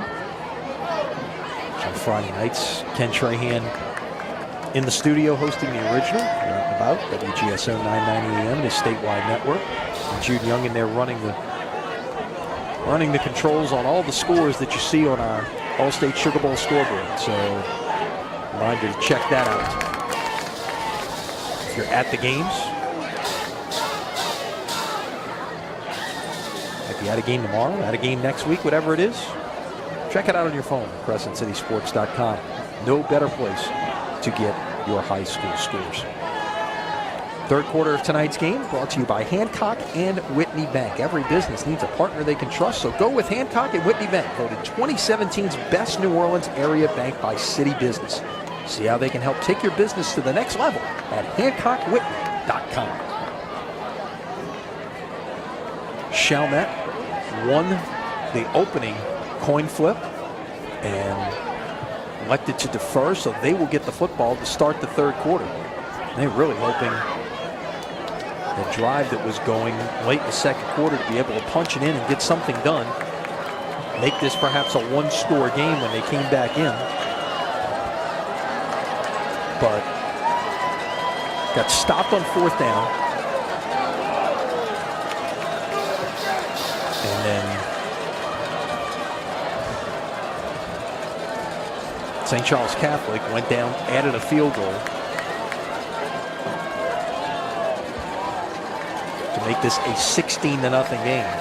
Owls will move right to left as we start things here in quarter number 3.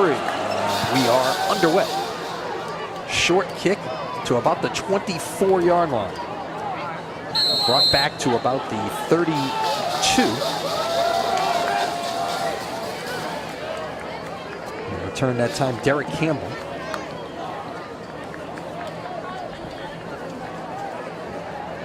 He spotted officially at the 31-yard line. So 1st and 10 for the Owls. Jason Roper and company looking to get something going. If you're looking for a bright side from the Owls offense, they got held to a field goal in the first half of that jamboree last week against Bell Chase and responded with a couple of touchdowns in the second 15 minutes. Looking to get a similar type of effort going here. And the first play is snuffed out nicely that time by the St. Charles Catholic defense. That is Gavin St. Pierre, who got the penetration and made the tackle on the speed sweep by Horman there, and that will go for a loss of about 5. Chalmette will operate from 2nd and long here. 15 to go at the 26-yard line.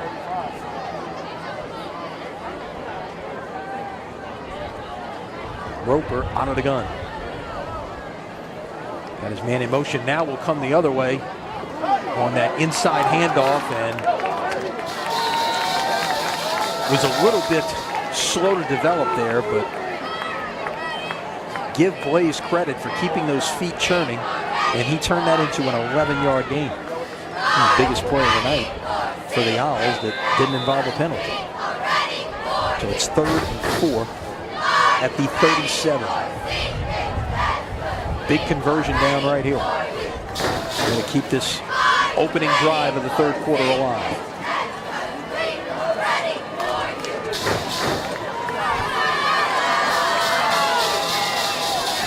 Everybody out wide. Watch Roper to put it back down.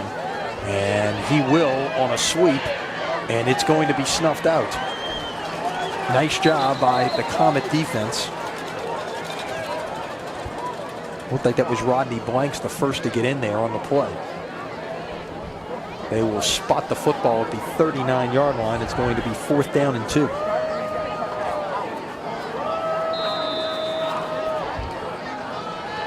And the punting unit is on.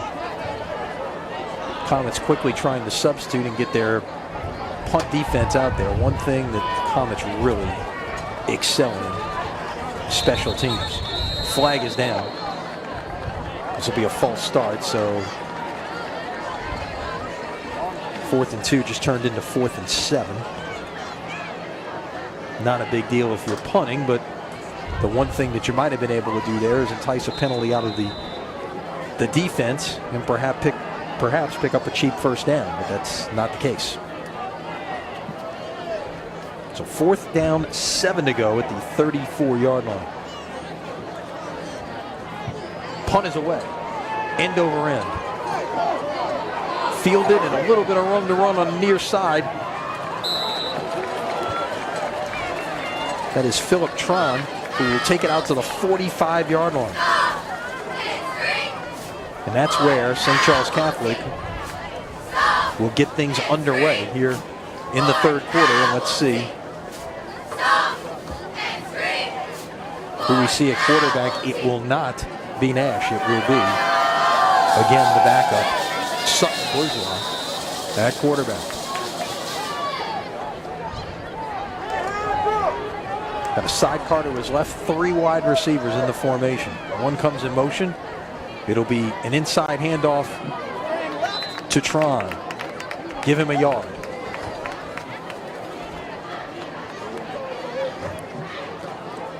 Second down 9 at the 46. So we saw Bourgeois for a few plays after Nash left the game late in the 2nd quarter. Then late in that drive, they operated with Narquez Jones running the offense, one of the running backs. This time it's Bourgeois under center.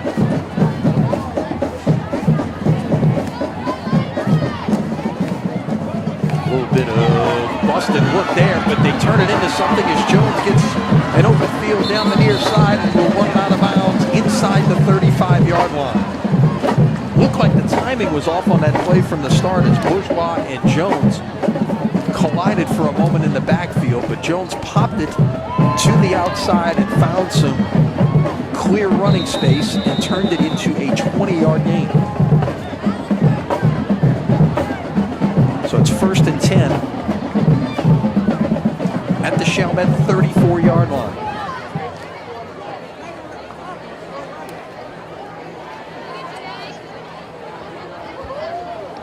And now we'll see Jones again at quarterback. And he will, before he can get that started, the play is blown dead. We're going to see a false start.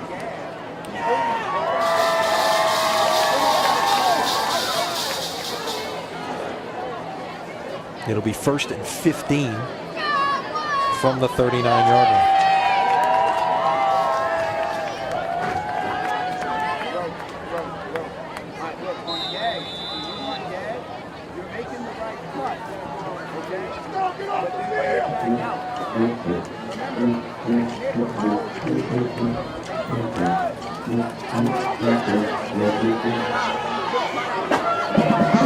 Comets will operate behind the chains here. 1st and 15 from the 39, and it's Bourgeois once again at quarterback. Draw play. Well-designed play there, and Chiarella will take it out to the 30-yard line, so he gets the 5 back and a little bit more, make it a gain of 9 on 2nd and 6.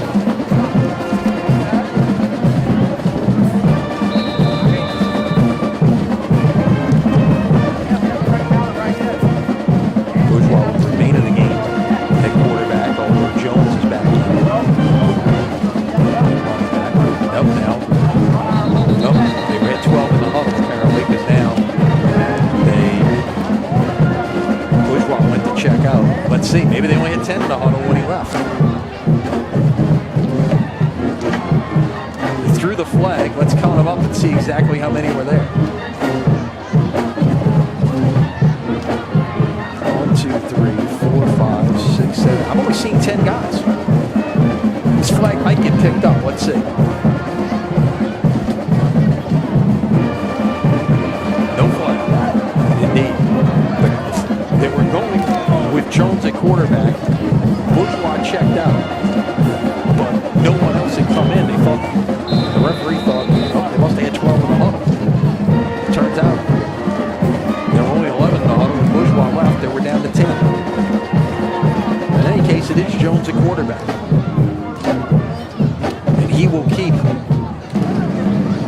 his way forward, inside the 15, and a first down. Terrific run there by Narquez Jones.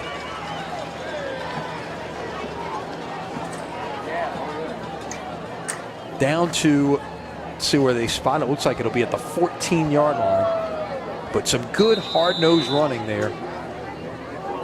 Off the shotgun snap by Jones. 1st and 10, ball at the 14-yard line. St. Charles Catholic once again in the red zone. We are getting word that Lloyd Nash's night is done. He will not be back. Inside handoff. Inside the 5. Down towards the goal line. Did he get in? No, I believe they're going to mark him just inches short. Well, let's see. Did the far side official call touchdown? I believe they did. Yes, they called it touchdown. The near side official didn't signal, but Chiarella got in from 14 yards out for the touchdown. And that is now 4 scores in 4 possessions for the Comets, and a 22-0 lead with 6:55 left in the quarter. Extra point on the way. It is no good. So Fobb has a field goal tonight, but he's missed a couple of extra points. So that 55-yard drive took only 5 plays. And with 6:55 left here in the third quarter, your score, St. Charles Catholic 22, Chalmette nothing. This third quarter brought to you by Hancock and Whitney Bank. 1 5-star service from a financial institution you can trust. Hancock and Whitney Bank has you covered with nearly 200 locations across the Gulf South and products for businesses of all sizes. Learn more at HancockWhitney.com. And we thank Hancock Whitney Bank for their support of high school sports here at CrescentCitySports.com. Glad to have them on board.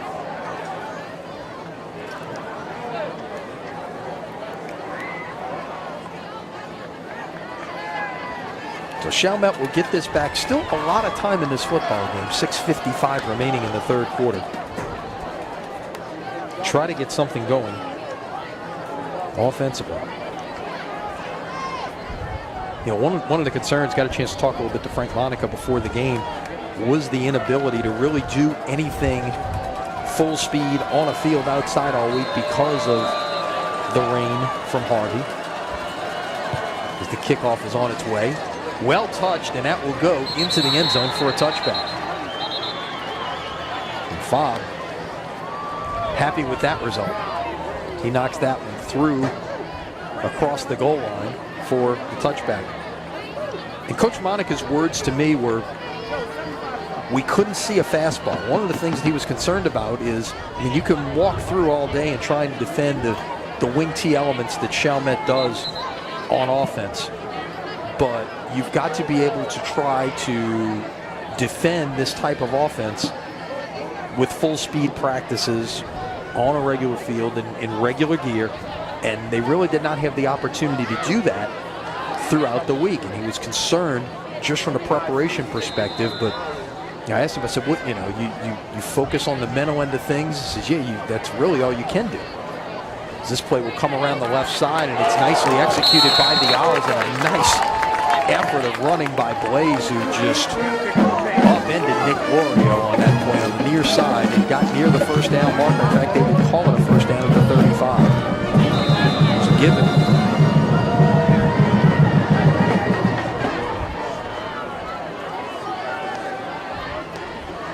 Give him 15 yards on that play.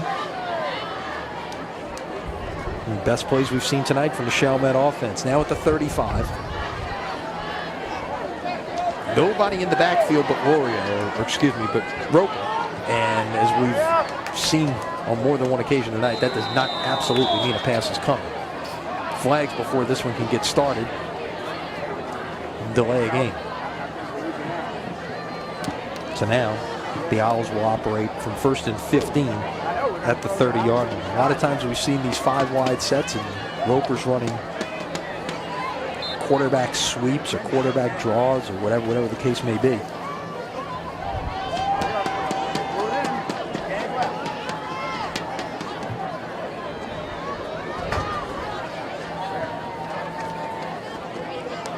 Might be our last snap before we hit the hydration break at the 6-minute mark here in the third quarter.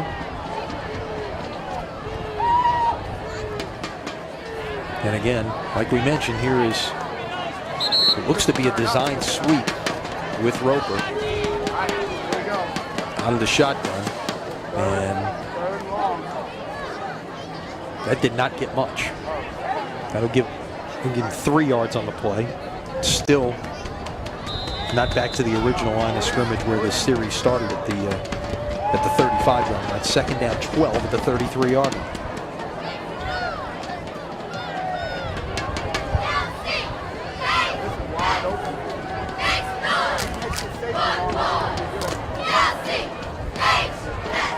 Roper will step up and throw this time.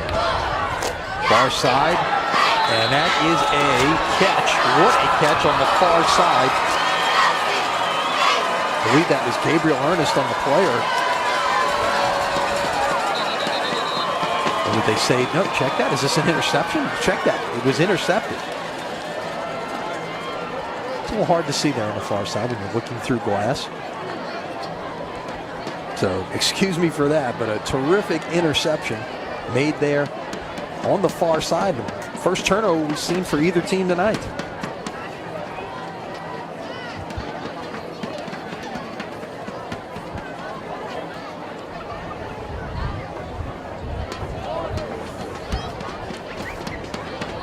And we hit the 6-minute watermark at that point, so they will take the hydration break, as it were, on the change of possession, and we'll take it with 5:59 is the actual time remaining here in the third quarter. Your score: St. Charles Catholic 22, Chalmette nothing. And you're with us here on CrescentCitySports.com.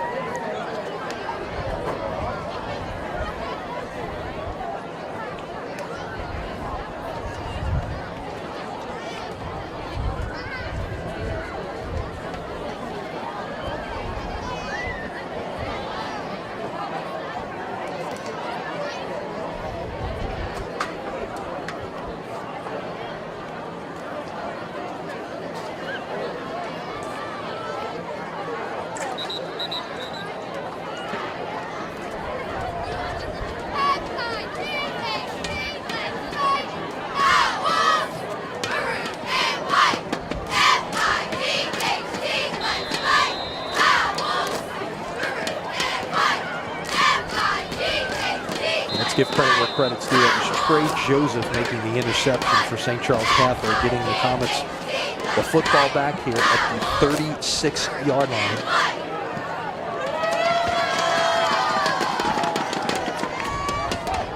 Once again, operating with Bourgeois at quarterback. Give up the middle. That was Tron on the carry, getting about 4. To the 40-yard line. This has been a pretty picture-perfect performance, with the exception of the injury to Nash for Frank Monica's club this evening. Defended well, scored on every possession thus far. Now that is Jones back at quarterback. He will easily get the first down, give him 13 on the carry.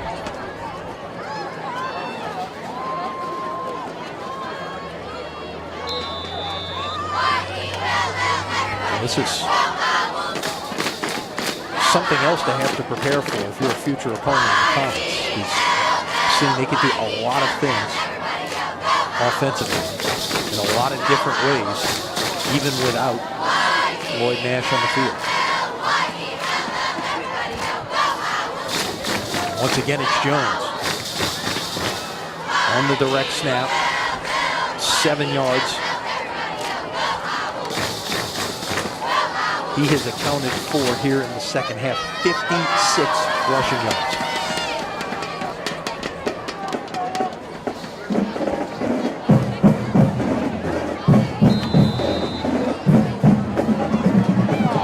Which now puts him, by my math, at exactly 100 for the night.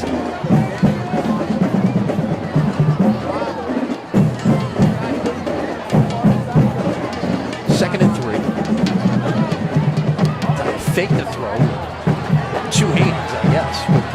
showed it. Easily put it down and got the first down.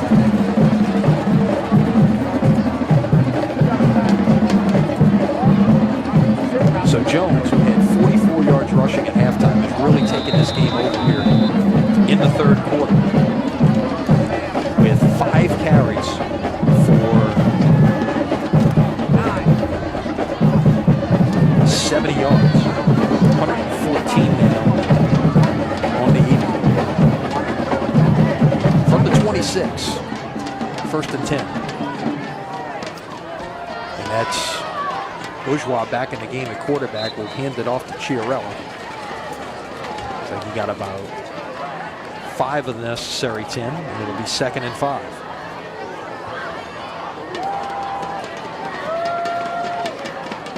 Comets approaching the red zone yet again.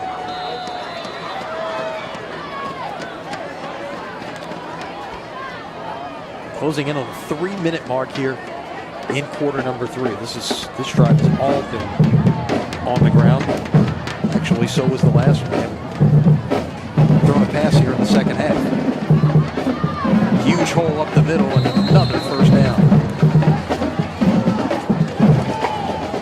To about the 12-yard line. It appears going to make it to 13.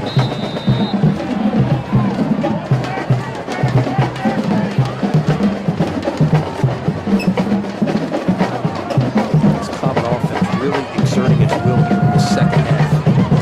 Remember that first drive of the game when Nash was in there with a lot of short plays in there, a lot of third down opportunities. Continue to move the chains that way. Carry on first down. Handed off that time to Jones, who was in at the running back spot while Bourgeois was the quarterback. Spotted right at the 5-yard line, so give it a gain of 8. 2nd and 2. Yeah, we mentioned all of those third down conversions. St. Charles Catholic, 6 out of 6 in the first half. They have not even gotten to third down here in the third quarter. 5-play drive for the first score here in the third. This is play number 8 of this drive. Up the middle and into the end zone for a touchdown. It's Jones for his first score of the night. He has really taken over here in the third quarter. Touched 5 times on that drive for 47 yards, including the final 5 for the score. That makes it a 28-0, 137 remaining here in the third quarter.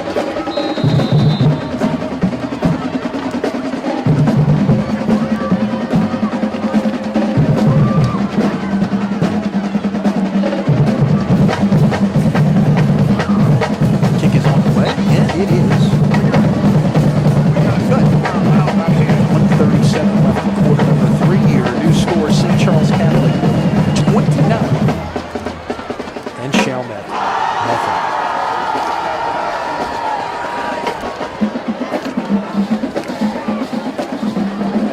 We mentioned at the outset, win tonight by the Comets, and it's certainly looking more and more like that. Would be career win number 250.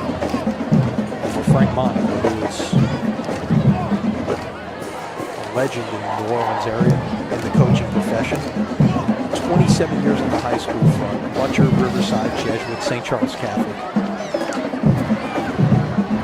State title in 2011 with the Comets. He would become the 22nd coach in Louisiana history and 6th active coach to reach the 250 win mark.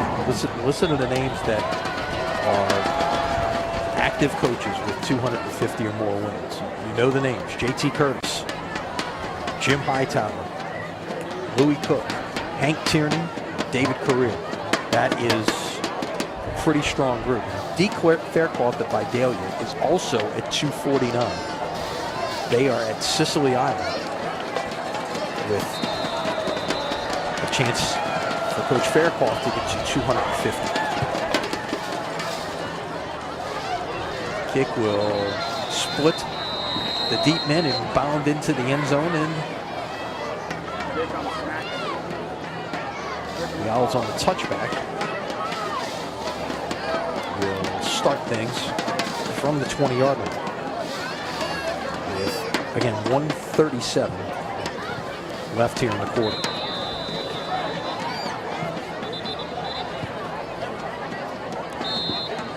Coach Monaco would always be one to deflect a lot to his staff. Defensive coordinator Wayne Stein, his offensive coordinator Ty Monaco, Cortland Taylor, Jason Brown, Jalen Smith, Ashton Perret, Terry Roussel.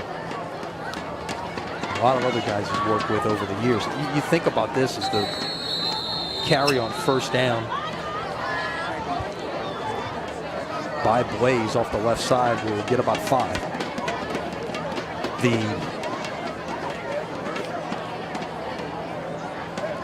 Coach Monaco spent a lot of time in the college game as well. They had the chance to work with him on 2 different occasions at Tulane.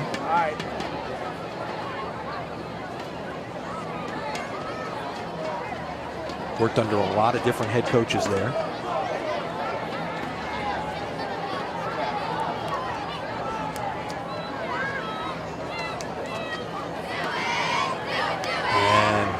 Trickeration for the Owls here as they run a double reverse. And Blaze has one and might outrun everybody. No, he gets dragged down from behind, and a flag is going to come in for a horsepower tackle as Blaze breaks one off to the 23-yard line of St. Charles Catholic. It's going to go for 52 yards on the play.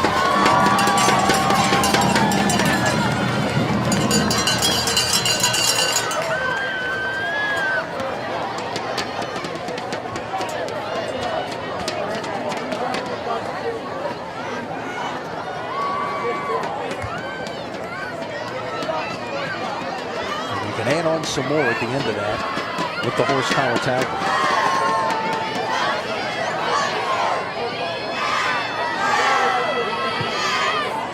Wait for the spot. It will be half the distance to the goal line. Should put it inside the 12-yard line. And that is walking off at the 18. So they had the 5 out. Now it's at the 14. Okay. Not quite sure how they're marking this off. Now they put it down at the 13-yard line, of course.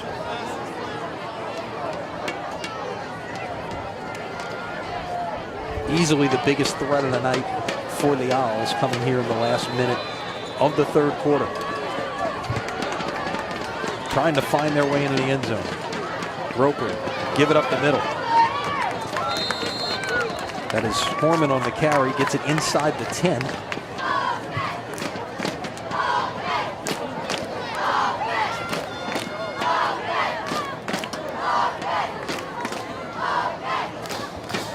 That was truly a reverse that we saw there from Blaze on that previous play. So many times you'll hear announcers tell you something is a reverse when really all it is an end around. A reverse is something that the play starts in one direction and then the action reverses to the other side of the field. Speaking of going to the other side of the field, we're going to do that as that is the end of the third quarter.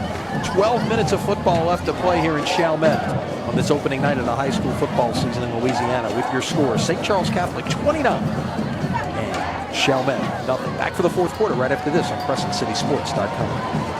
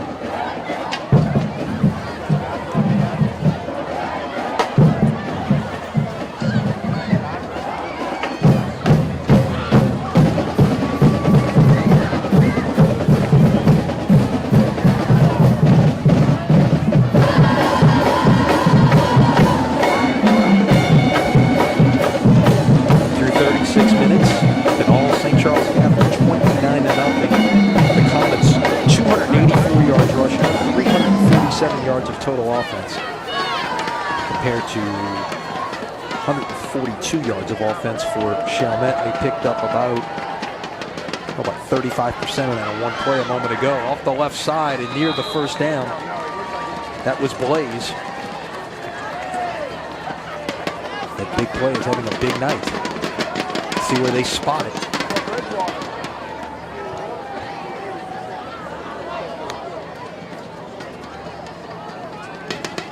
Down at the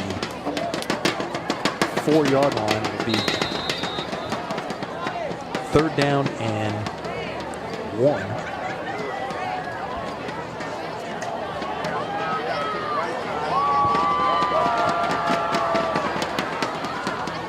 And Blaze again, and this time he is met by a host of white shirts. And I don't think he got back to the line of scrimmage. In fact, they will give him a loss of 1. So now,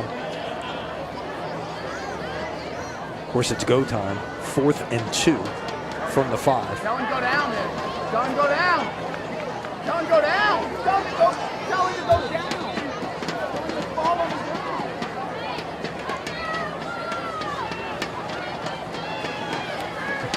If you're Chalmette, obviously you want to find a way to keep this drive alive. And if you're Wayne Stein, the defensive coordinator for St. Charles Catholic, you get that shutout in mind, and it looks like we got a false start on the offensive line. Comet defense picked up on it immediately, and they were helping the officials point that direction. So now it's 4th and 7. Put it back at the 10-yard line. 621. 621. 621.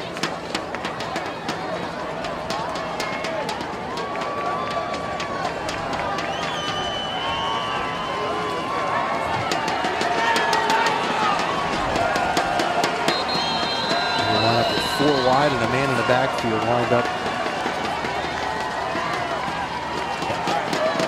behind Roper, but before we get to a play, there's going to be a St. Charles Catholic timeout. Tonight's broadcast brought to you by Hancock and Whitney Bank. 5-star service from a financial institution you can trust. Hancock and Whitney Bank has you covered with expert business bankers and products for businesses of all sizes. Learn more at HancockWhitney.com. Again, busy slate for you in week 2. We'll be on the West Bank Thursday. Newman Thomas Jefferson from Hoss Memphis. We'll be in the River Parish this Friday for that great rivalry between Lutcher and St. James. Remember, they met in the Dome for the championship 2 years ago. And then Saturday, we've got Brother Martin, Warren Easton, and Tad Gorman. It's the best in New Orleans area high school football. And you got it right here at CrescentCitySports.com. Of course, we want to see you at the games. If you can't make the games, you can watch it here. You can keep up with the scores on our scoreboard presented by the All-State Sugar Bowl. Hope you will, as we've been doing all evening.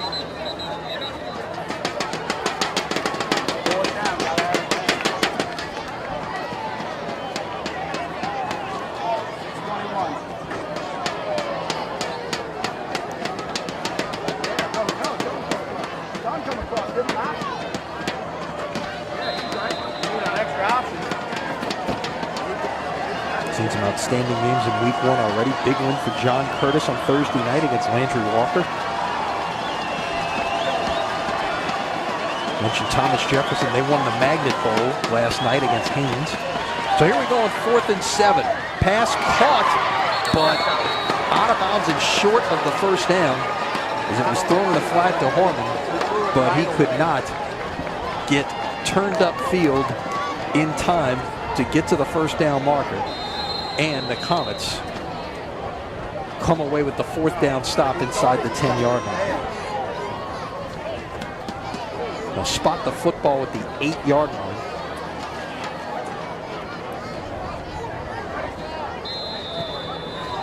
And that's where St. Charles Catholic will take over here with 10:02 left in the game.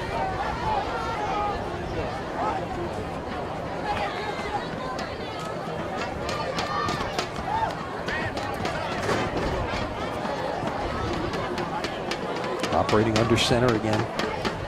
That is Bourgeois. They'll run up the middle, and that will get the Comets out of the shadow of the goalpost a little bit, past the 10 down to the 15-yard line.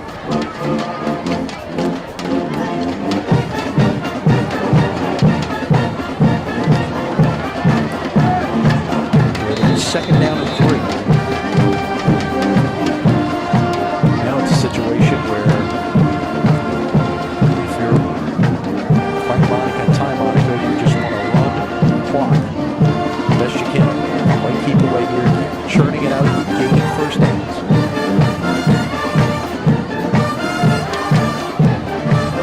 Just like that. That will move the chains.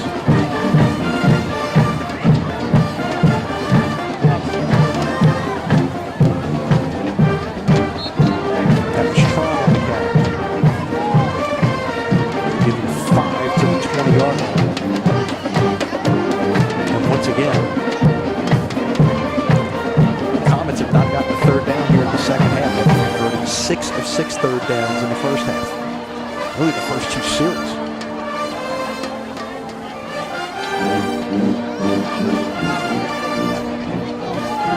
From the 20. Flags. Way back there against the left hand. The back judge threw it back at the 45-yard line. Indeed, that's the case. It's first and 15. Now back at the 15-yard line.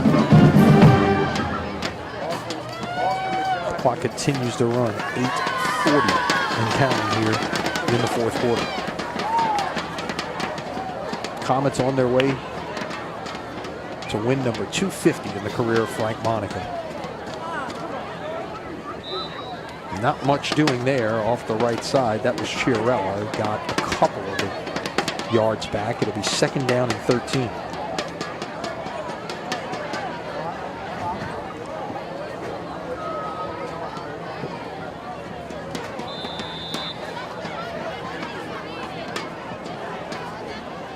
You look ahead for both of these clubs. Big test, as we mentioned, next week for St. Charles Catholic. Destrehan comes to Laplace. There's the run on the inside handoff. A couple of tackles broken, and in the clear for Jones up past the 40 down to the 47-yard line.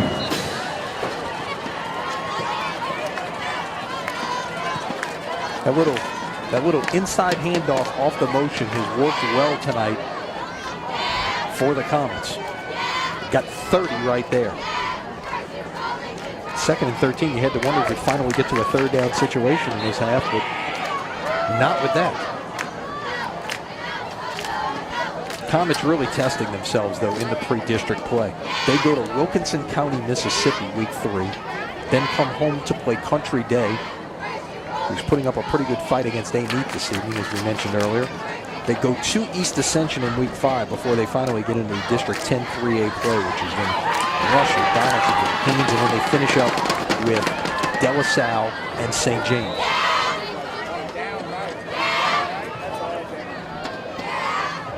Bourgeois on the keeper, got it back to the line of scrimmage, so he was scrambling there. It'll be second down and 10. Not only do the Comets, we mentioned, they're right on the low end of the enrollment. If you look at how the classes are broken up, the lines get drawn based on enrollment. They are right at the bottom of the Class 3A, 2A line. They got up to the 3A side of the line. That's one thing that you're playing in that league. We would get a timeout here called by Frank Monica with 6:43 remaining in the fourth quarter. We'll keep it here for a moment. So not only do you have that to consider, but the Division II playoffs basically take into account the private schools, or the select schools, if you will, from Class 3A and Class 4A. So not only are you playing teams that generally in 3A probably have higher enrollment than you do, then when you get to the playoffs, you've got, in effect, now you're playing Class 4A teams, which might have 2 to 3 times the enrollment you have, that you're having to compete against for a state championship. So the challenge really does get difficult. On the Chalmette side of things, the Owls head to Bogalusa next week for a Week 2 matchup. Come back here, the annual matchup with Holy Cross here Week 3. Then they'll move over towards District 8 5A play. Grace King on the 22nd. John Herrick on the 29th here at home. Then a couple of road trips to West Jefferson and East Jefferson. Higgins comes here in Week 8 and at Bonneville. And close it out here in Week 10 with the defending Class 5A champions in Landry Walker.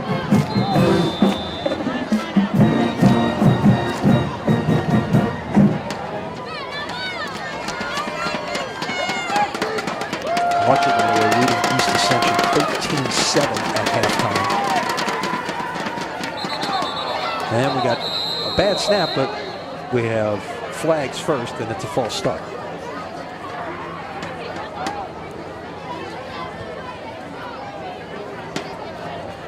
So now it will be 2nd and 15. The ball back at the 42-yard line.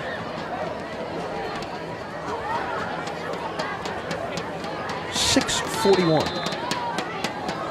on the clock.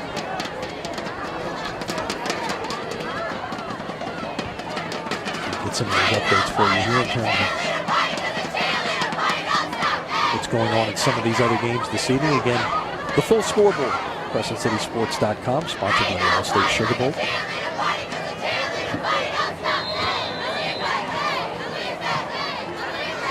And another timeout called here by St. Charles Catholic.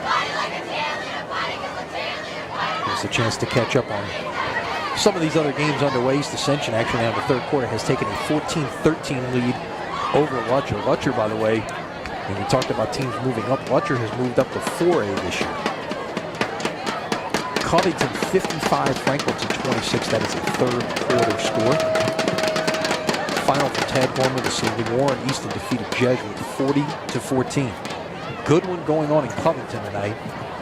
Really good matchup. The defending 4A state champions, Edna Carr, headed to St. Paul's, who really could challenge for the Division I title this year. Carr with a 24-16 lead in the third quarter of that one.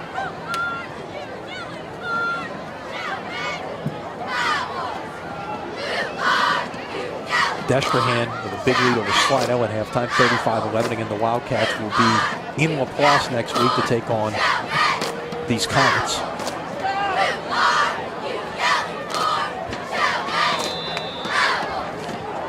And Newman on its way to a season opening win, 34-0 over McMain in the third quarter. We mentioned Nelson Stewart, the Newman coach, who leads one of the speakers at the Greater New Orleans Sports Foundation Quarterback Club this week.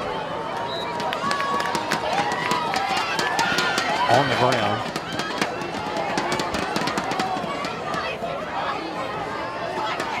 That was Jones on the direct snap again. Got about 4 of it back.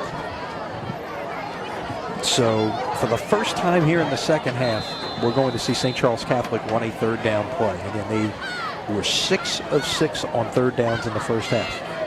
Can they keep it going and somehow convert here? Now they're going to spread them out 3 wide.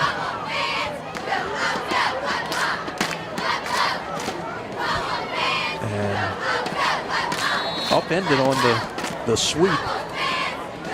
Jones gets about 5, and that gets actually given 4 to about the 50, and we have hit our final hydration break of the evening, coming with 5:46 on the clock. We'll take it with them. A little under 6 minutes to go in this one. From Chalmette, your score, St. Charles Catholic 29, Chalmette nothing. Thanks for being with us here at CrescentCitySports.com.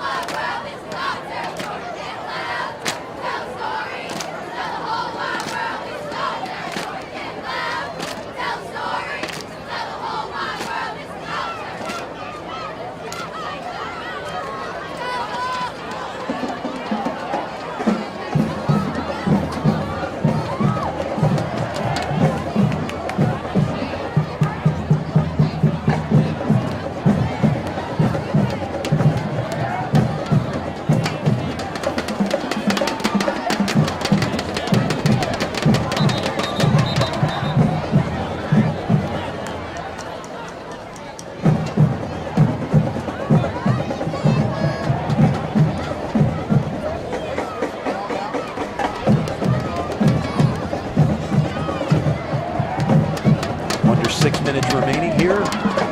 As for the first time tonight, we will see the punting unit for St. Charles Catholic, and Jordan Jensen, the punter, comes on.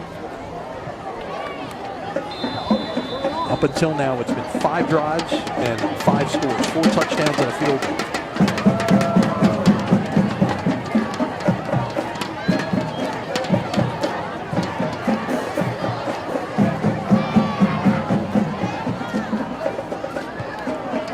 Jensen gets it away.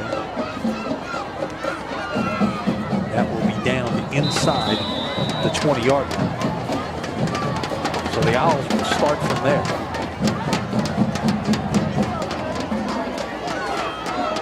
Put it right at the 20-yard line, in fact. But yeah, even though the drive only produced a couple of first downs, he ended up punting. The Comets ran 4 minutes and 42 seconds off the clock right there. So that, in that situation, I mean, you talk about 4-minute offenses. You know, when you've got to lead in the fourth quarter, and that's what you try to do there.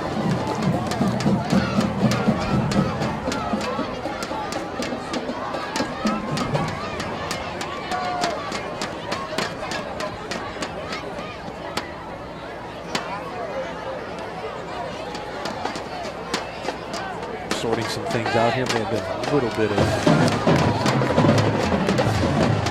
confusion there for a moment. We are set for football. 5:20 left. This might be Chalmette's last chance to get something going. Try to get on the board here. Batted down. Terrific play there. Generating the penetration in the backfield and batting down that pass with Gavin St. Pierre at the scene. Keep in mind, this is a St. Charles Catholic defense. Didn't allow a point in the Jamboree last week. Trying to do it again right here in the season opener.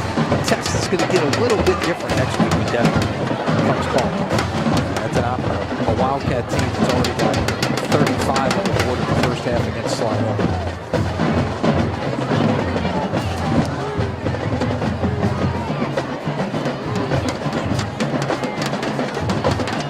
Second and 10. And flags. Checking a timeout before that. Chalmette will call timeout with 5:15 remaining. Now this was a Chalmette team a year ago that went 7-4. Their regular season losses were to Holy Cross, Landry Walker, and John Evans. They scored 40 or more in 5 out of 10 regular season games. This was a team that definitely showed the ability to put up some points. Did a nice job of running the football as well. Rushed for 2,300 yards in the team. A lot of that back this year with Mormon and Blaze, the 2 leading rushers here back in the fold. Made it to the 5A playoffs as the number 22 seed. They lost in the first round to Zachary, 51-17. Zachary was a pretty good 11th seed and made a deep run in the playoffs. Weren't your ordinary 11th seed.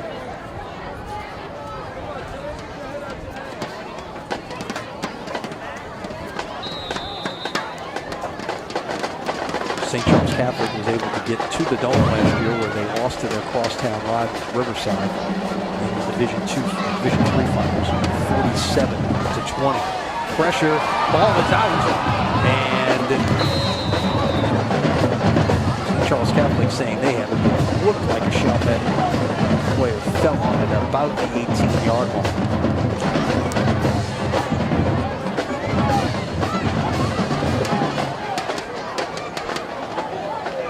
So now it will be the 3rd and 12.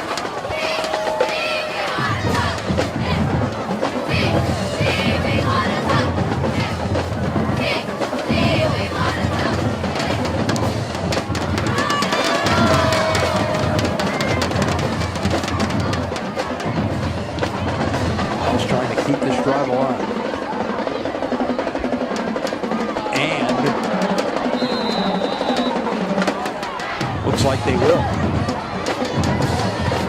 Catch made on the far side there. Looks like Ernest on the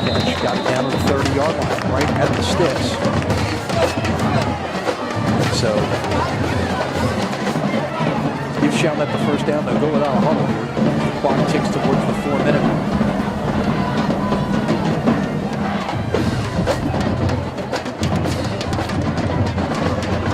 That's complete. And another first down. Nice job running by Morgan, getting upfield. Moving it past the 45. Checking to put it down right at about the 45-yard line. 15 yards on the catch and run. And the Owls with back-to-back first downs.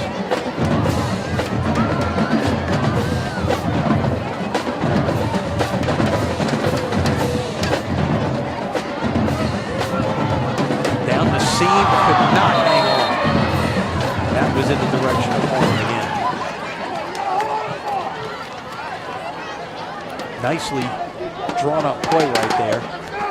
Harmon had some space down the middle of the field, but could not haul it in, and it's 2nd and 10.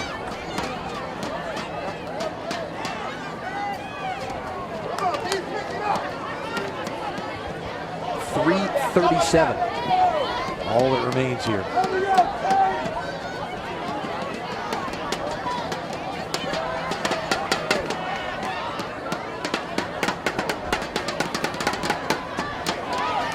Having to run for his life. And now out of bounds. Let's see a flag at the end of the play. And I believe this might be roughing the passer. Let's see.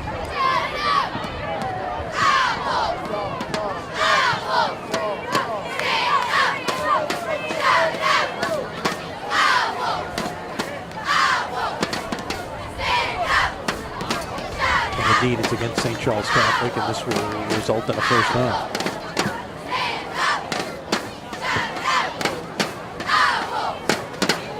With Chalmette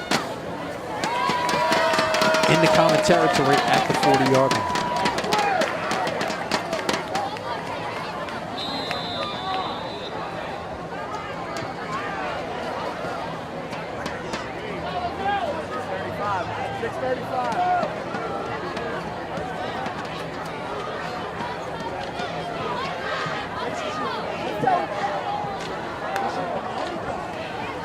Four wide receivers, 2 to each side. And a quick throw to the left. This is Blaze with room to run. First down. He's knocked out of bounds at the 24-yard line. So he picks up 16 on the play.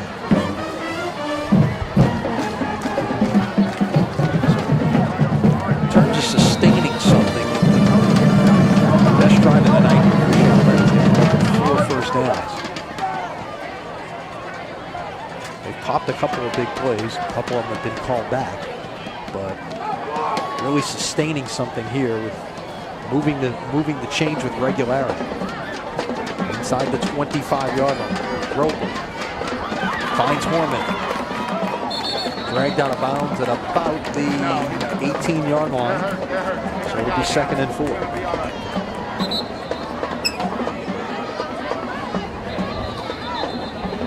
Inside the 20 and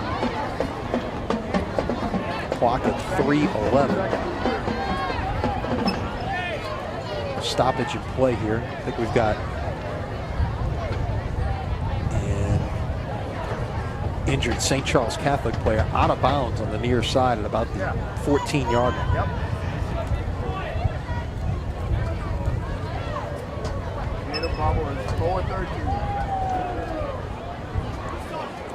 While they check on him, let's catch you up on what's going on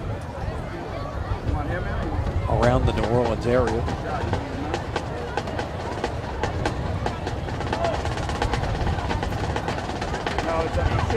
One game was scheduled for tonight. It's postponed until Sunday at 5. That should be a good one. Donna 35 in St. Augustine.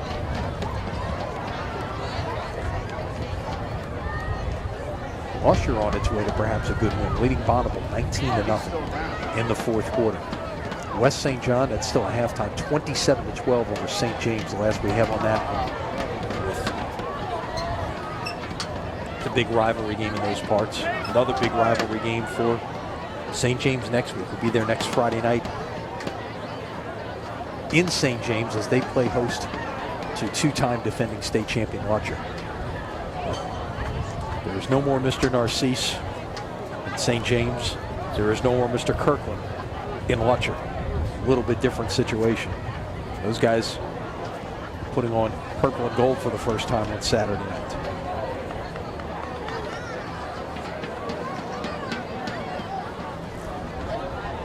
St. Helena leading Jules Sumner 21-0 third quarter. Pope John Paul II a convincing 40-0 lead over Westminster Christian as they play in the third quarter. Amite opened it up now. They lead Country Day 21-7 in the fourth quarter.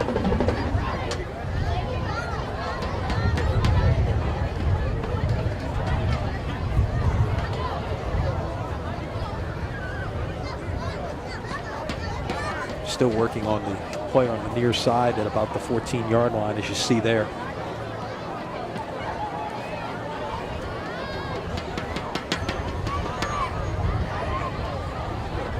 Trying to see. Elsewhere on the scoreboard, fourth quarter now, Carr has gotten a 2-score lead over St. Paul's 30-16. Good one going on in Covington. North Shore heading over to the Baton Rouge area this evening. They trail Zachary 20-7 in the fourth quarter. Conville in the fourth quarter leads West Jeff 35-6. Plaquemine leading East St. John 21-13 in the third quarter. Destrehan trying to close out Slidell now 42-11. That's in the fourth quarter. And of course, Destrehan again we mentioned headed to St. Charles Catholic next Friday night, which should be a dance.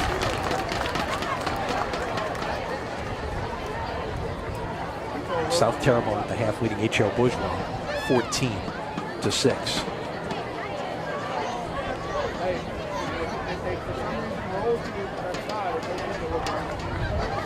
The injured player appears to be Nick Lorio. They're helping him across the field right now.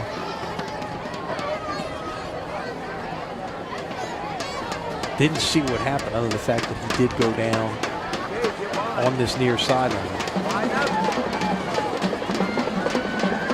At this will practice, you let the trainers work on it. You move the play in practice about 15 yards away just to make sure nobody gets in his way and you continue practice. It's Friday night though, no more practice. You gotta get that worked out. Slant pass over the middle, incomplete.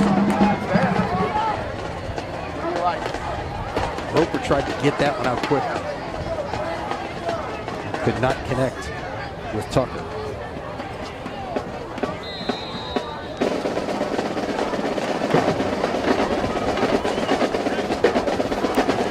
So third down and 3 to 17.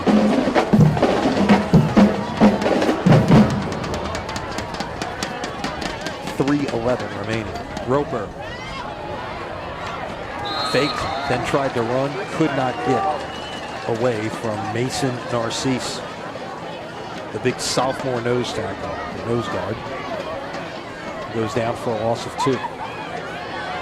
And now it will be 4th and about 5 at the 19.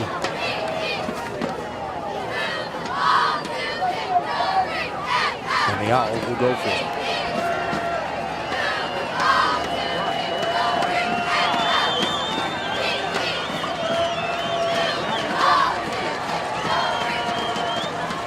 Roper rolling to his right. Will not be able to get there. And St. Charles Catholic will take over on downs.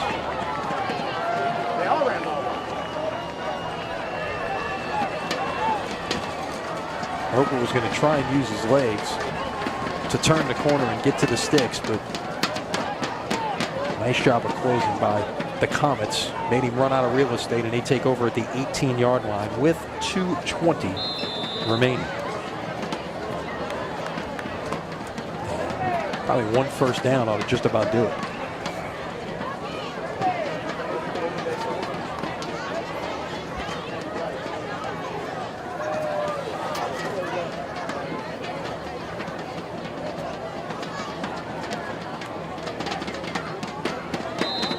kickoff up the right side. And it's Chiarella picking up about 3.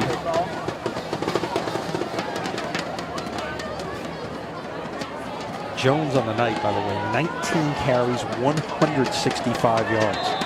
Stepping up in a big way at 44 at halftime, really stepping up in a big way with the absence of Nash here in the second half to keep this offense churning. And he's done it in a lot of ways, from the running back position, taking direct snaps.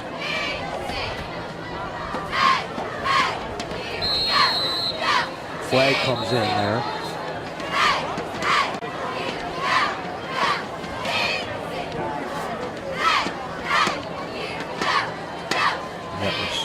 Tron on the carry.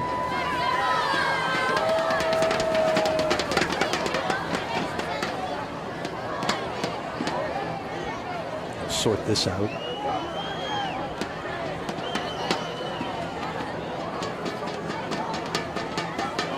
It's going to go against Chalmette, and that will be.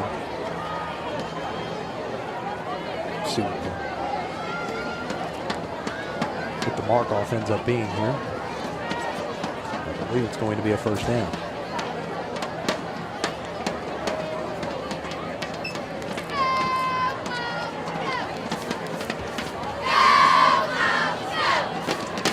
And it will be the 15-yard mark off coming from the end of that play. So it's 1st and 10 now at the 38-yard line. And they will wind the clock, and it will tick down below 90 seconds. Frank Monica about to wrap up career win number 250. But you got to figure, with the injury to his quarterback, it's got to be a little bit bittersweet, and you hope that he is okay.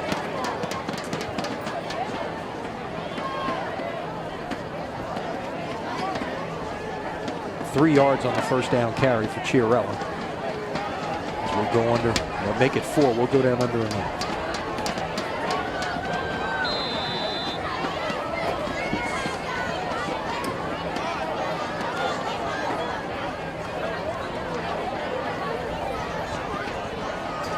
May need to have one more snap in this game here, as the ball was at the 42-yard line, and now it appears that the Comets will line up in victory formation. Take a knee.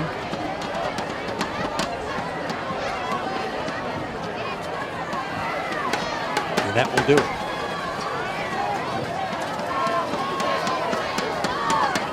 Clock is ticked below 25.